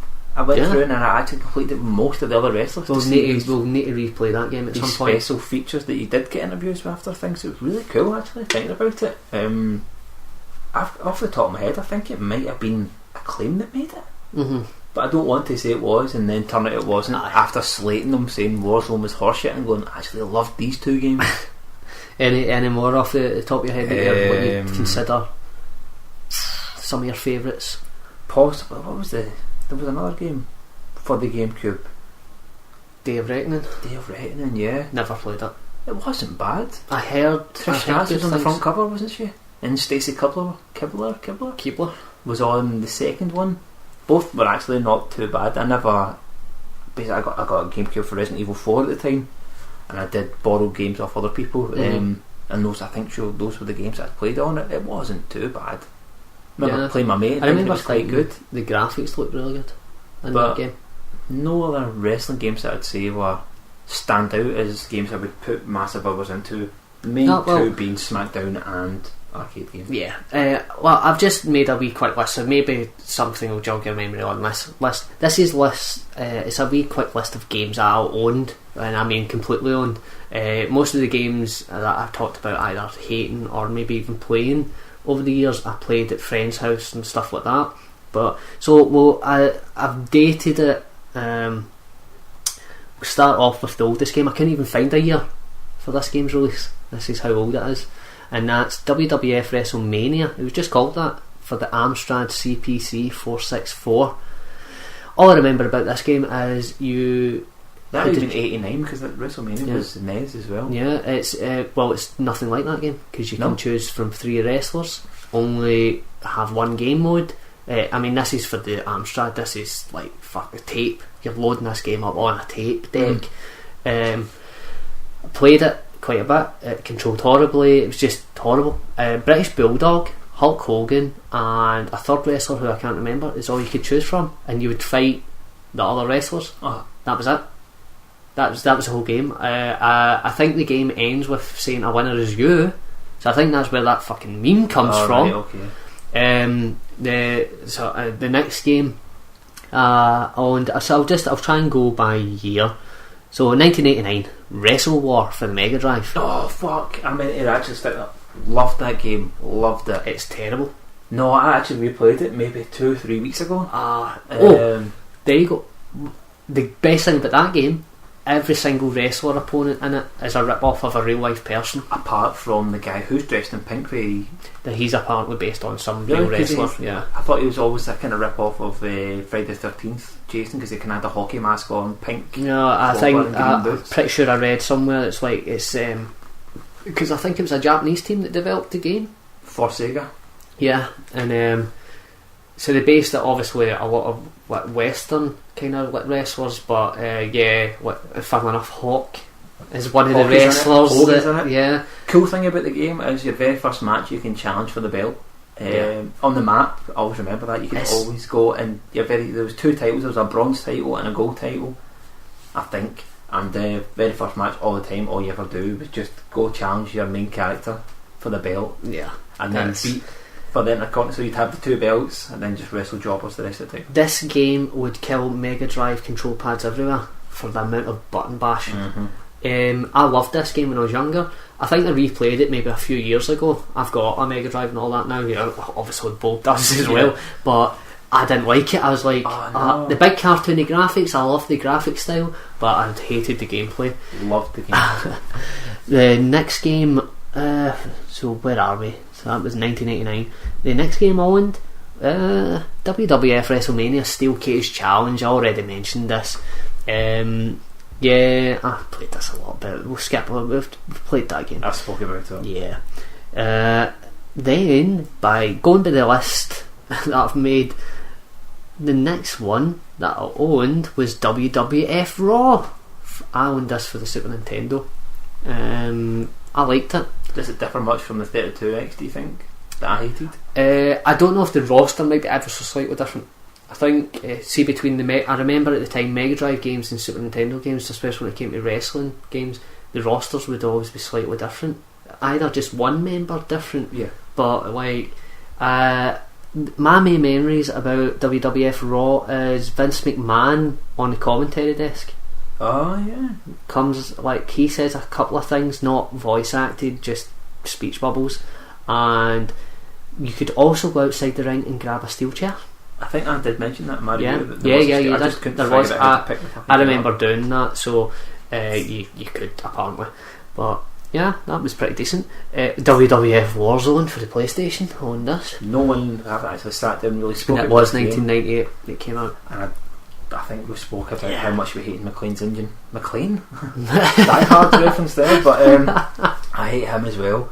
But Acclaim's engine, I don't really want to speak about it. It's 4 generic games. This game has some hilarious cutscenes though, really. I mean, it's kind of became its own meme or in wrestling forums, I think, or it was a few years ago with what's the name of that wrestler? Big black guy. Viscera? No. Mabel? No. Oh, what's his name? He was canned shortly after actually this game. I was thinking Tony Atlas, but it's not Tony Atlas. I can't think of his name, sorry, but he's indecipherable. He's just like like that during the cutscenes. You're like, what the fuck is he saying? I don't remember that at all. Bret Hart cut some awesome promos, obviously, where he just speaks. Does he not talk about going to WCW at any point? No, he doesn't even spell out WCW in the ring either. With his turnip pants? Yeah. Warzone, I played that a lot. Liked it at the time, but it's fucking awful. It's really aged badly. Yeah, and right after that I had Attitude. We spoke about that. Then SmackDown 2, I had PS1, awesome games. Then it's Royal Rumble, I had that for the Dreamcast. We also spoke about that. I'm just looking here. Yeah, it was 2007. It was WWE SmackDown vs Raw 2007 I had for the Xbox 360.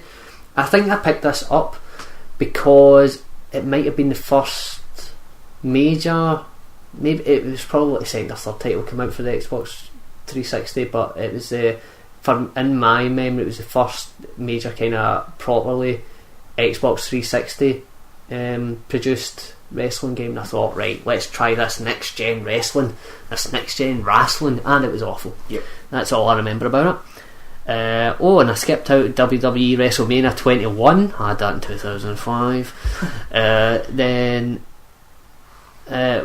we mentioned Legends of Wrestling. I had that for the GameCube years ago, and the last game I ever bought or owned was WWE 13. I bought it was on sale on Xbox Live, the digital download. So I bought it for, I think it was $12.99. Nice. That was about 6 months after its release, so I thought it was a decent price. That's all the games I owned. I don't expect you to list every single game you owned, because it would be here all day again. So yeah, I think that kind of brings us to the end of this whole wrestling feature. Yep. Which has been, looking at the clock now, that has been for almost 5 hours. Yep. The bell will be rung. We are now joined by our good friend Jim, aka Boom Game. Hello. Yeah, he's been busy. You've been at work? Working all day. See, he's missed out on the fabulous wrestling feature that we've done. Yeah, you missed 3 hours worth. Was there any Benoit chat? Not until now. No, we're kind of avoiding the subject. We actually went along the lines of saying C Benoit and going, oh no, it's too obvious. It's Chris B. Generic wrestler X. We actually never discussed Benoit throughout that whole thing. No, we were very well for bringing him up. Yeah, fucking lowering the tone. It's alright though, because WWE say you can now mention him, and he can appear in pay-per-views on their network. Yeah, which sounds awesome, by the way. But it does sound good. Enough about wrestling. Right. We've covered all the wrestling we're going to have to do for a long while anyway. Well, I have just done a run-in, so yeah, love it. What games have we've been playing this week then? Anybody been playing anything of interest? I've been spending a lot of time on Football Manager 2014. And what sexy other half of the Football Manager have you been playing with? Yourself. Ah, that's right. And how's that going? How are you finding it? Fucking torture. Aye. Well, good, but torture. Aye. Due to the fact the match engine. And I did have a little back-to-back banter with the director of Football Manager, Miles, and he wasn't best pleased with my comments. No. But what can I say? So what were the general comments? Well, he started off saying that he'd rejected a couple of 2,500 ideas for the next Football Manager game, and they're just going to sit down and have a chat about it. Yeah. And I said, well, why don't they just leave it out for a year, sort the match engine, and come back? And his reply was, leave the match engine to the match engine people and let us get on with our job. But if you have any issues, please don't be hesitant and go to the SI Games forum. So I said, okay, but there's no thing, you can't go into the SI Games forum and criticise the match engine due to the fact of bans and warnings. And he said, if you're polite, you can do it. Yeah. Tactics as well, it's always your always your tactics. But no point moaning about it, because I have sunk, God knows, but minimum 10 hours this week into it. Yeah, we've been streaming it on Twitch every so often, doing this multiplayer game. Quite enjoyed it so far. It's a League One game. We're now into our second season. None of us get promoted. Jim almost get promoted. Made the playoffs. I could beat off of my bogey team. Well, my second bogey team. I do have another bogey team. I can't remember the name though. I can't remember. I am undefeated against Jim. I am Rotherham. He is Colchester. So far, I almost get relegated in the first season, but the team that I took maximum points off of was Jim's team, Colchester. It was a joke. It was amazing. The match engine again. I'm blaming the match engine for that game. I am now 3 wins and 1 draw. That's my results against Colchester. I'm disappointed with that draw. Fucking gutting. I'm disappointed you'll have my team fucking out injured. Oh, That's where we're not sure. It's obviously slightly buggy, although we did discover that Colchester seemed to be playing on some sort of tar pit. Yeah, So, I went and checked my pitch condition, and it was classed as terrible. yeah. So I went to the board and said, I've got a lot of injuries, could you please resurface the pitch? And he said that was a fantastic idea, but we'll do it in the summer. And I kept my tactic is on the ball, on the floor, Yeah. football, passing, and I can't do that at home due to the fact that my pitch is get fuck knows anthills probably in it. Yeah. It's a mess, and my away record's not too bad. Yeah. I played well away from home, just played my counter football at home. Counter football away, and at home Yeah. I try to play counter or attacking, but it just doesn't seem to work at all at home. No. And again, I think that's possibly to do with the pitch. What was it, 8 injuries I had at one point? Well, you played your game against me just recently there in the season. You had 3 players injured during that one match, Mm-hmm. and that was That's when I was right, yeah. playing you at home. Yeah, I had 3 injuries, had to take Yeah. 3 players off. But to be fair, we kind of thought, right, he's having that many injuries because his pitch. I played on the exact same pitch as you, and none of my players get injured. Yeah, I don't know what's happening. So it's either really bad luck or ever so slightly buggy. Well, I did sign. I needed all my strikers were out injured, so I decided to sign a striker on just a 6-month deal, Nuno Gomez. Yeah. And his debut, 2 minutes Yep. into it, he had to come off stretchered due to an injury And at home. Yeah, and when we play this game, we play it all over Skype as well as streaming it on Twitch, and yeah, it was absolutely hilarious when you told me that. I just couldn't, because I was playing. Well, on we're the same joking day. about it first. Yeah, Well, we were joking about it, saying, "Oh, what's the odds of him getting injured?" And I thought maybe he'll pick up a knock, but no, it was quite a bad injury. And 2 minutes into his debut. But they did say it's fantastic. Nuno Gomez is back in English football, but I think we'll see out his contract on the bench. he fell down a massive hole in your pitch. That's what happened. I've And that never whole seen the cover game. was left open. Oh, it was terrible. Apart from obviously slight issues, but I have really enjoyed it. I'm trying to get Marc to play it tonight, but he decided he's got a social life. Yeah, I'll not be in my house tonight. In case you're hearing anything in the background, there's a dog whining. There's Bob's not slowly dying or anything. It's their pet in the next room. He's wanting to join the podcast. We told him no, get it. And that's why he's sad. So the FM multiplayer. That's it. Obviously I've been playing that as well. I've been playing a shit ton, son, of Spelunky. Yeah, Loving it. Very, very addictive. Very annoying though, because obviously it's like a roguelike. Once you die, you go right back to the beginning, and everything's obviously rejuggled, and everything's random, which makes it really replayable, obviously. But controls are really, really tight. I play it on the PC with an Xbox 360 controller, and love it. Loving the game so far, and I think I picked it up during the Steam sales for like £3.24. Mm-hmm. Something really, probably even cheaper than that actually. Well worth the money. For myself, I've been playing a little bit of Wii U again this week, playing Super Luigi Brothers. It's really, really, really good. I didn't really expect much. I picked up a Wii U really cheap online. I seen it, and it was £100 plus post and packaging, more or less. Got it for dirt cheap. I think they'd advertised it at the wrong price or something. I managed to pick it and they just sent it to me, thankfully. So got it and picked up a couple of games for it. The Zombie U and Super Luigi Brothers. And it's probably the first platformer that I've played that hasn't been 3D in many years. Obviously it is a kind of 3D element to it, but You haven't played any of the Mario DS games? I've not played any Mario DS. I've not played Mario Galaxy. I haven't played the Fantastic Sonic series. Right. Sonic 06, I've not played that. I thought that was a new brand of Sonic there. The Fantastic Sonic series is like, is that a new bunch of games? That No, I haven't even played it. I think that actually Sonic Colors is actually meant to be pretty good, but I've not played that. That's on the original Wii. But apart from Luigi Brothers, I've not really played much because I completed Forza, which I was addicted to since launch, basically. Forza 5, that is.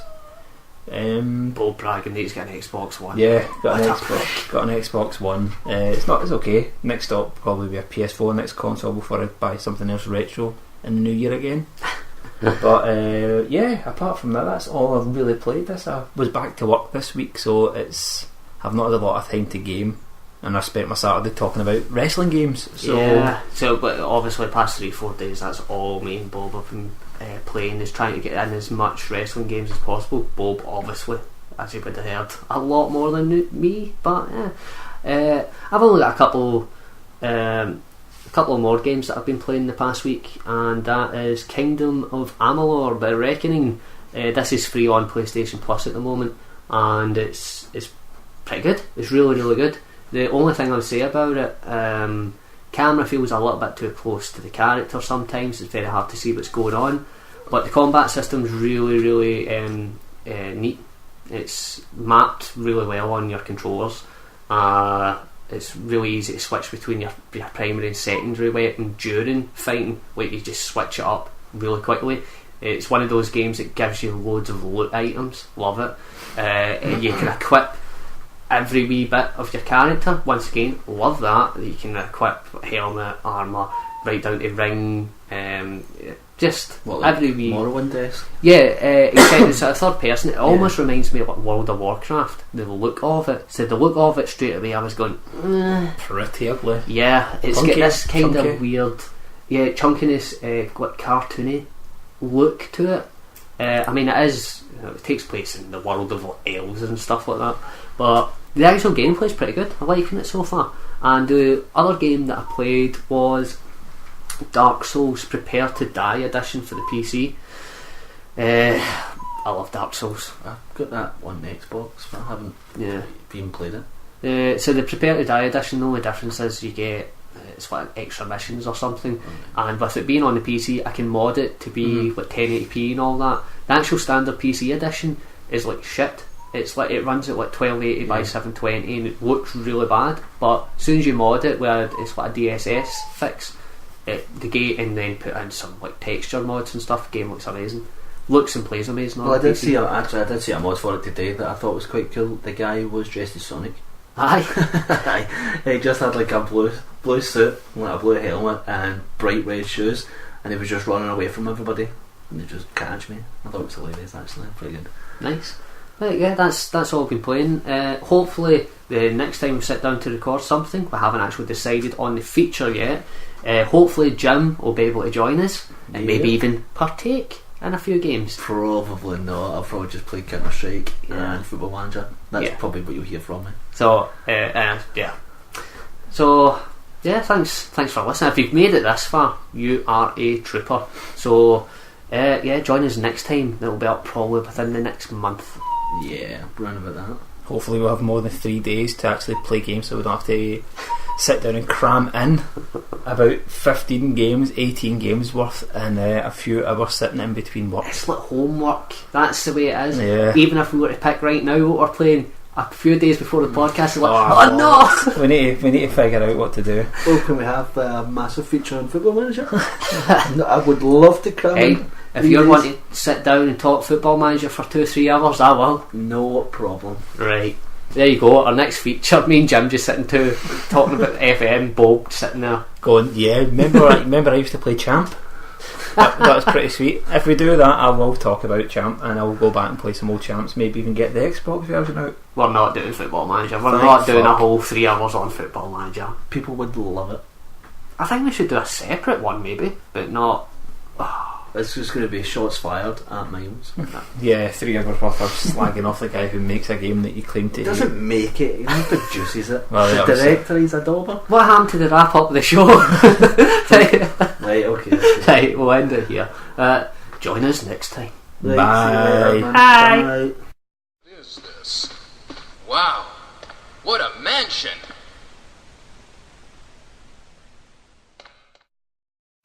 That's all right now.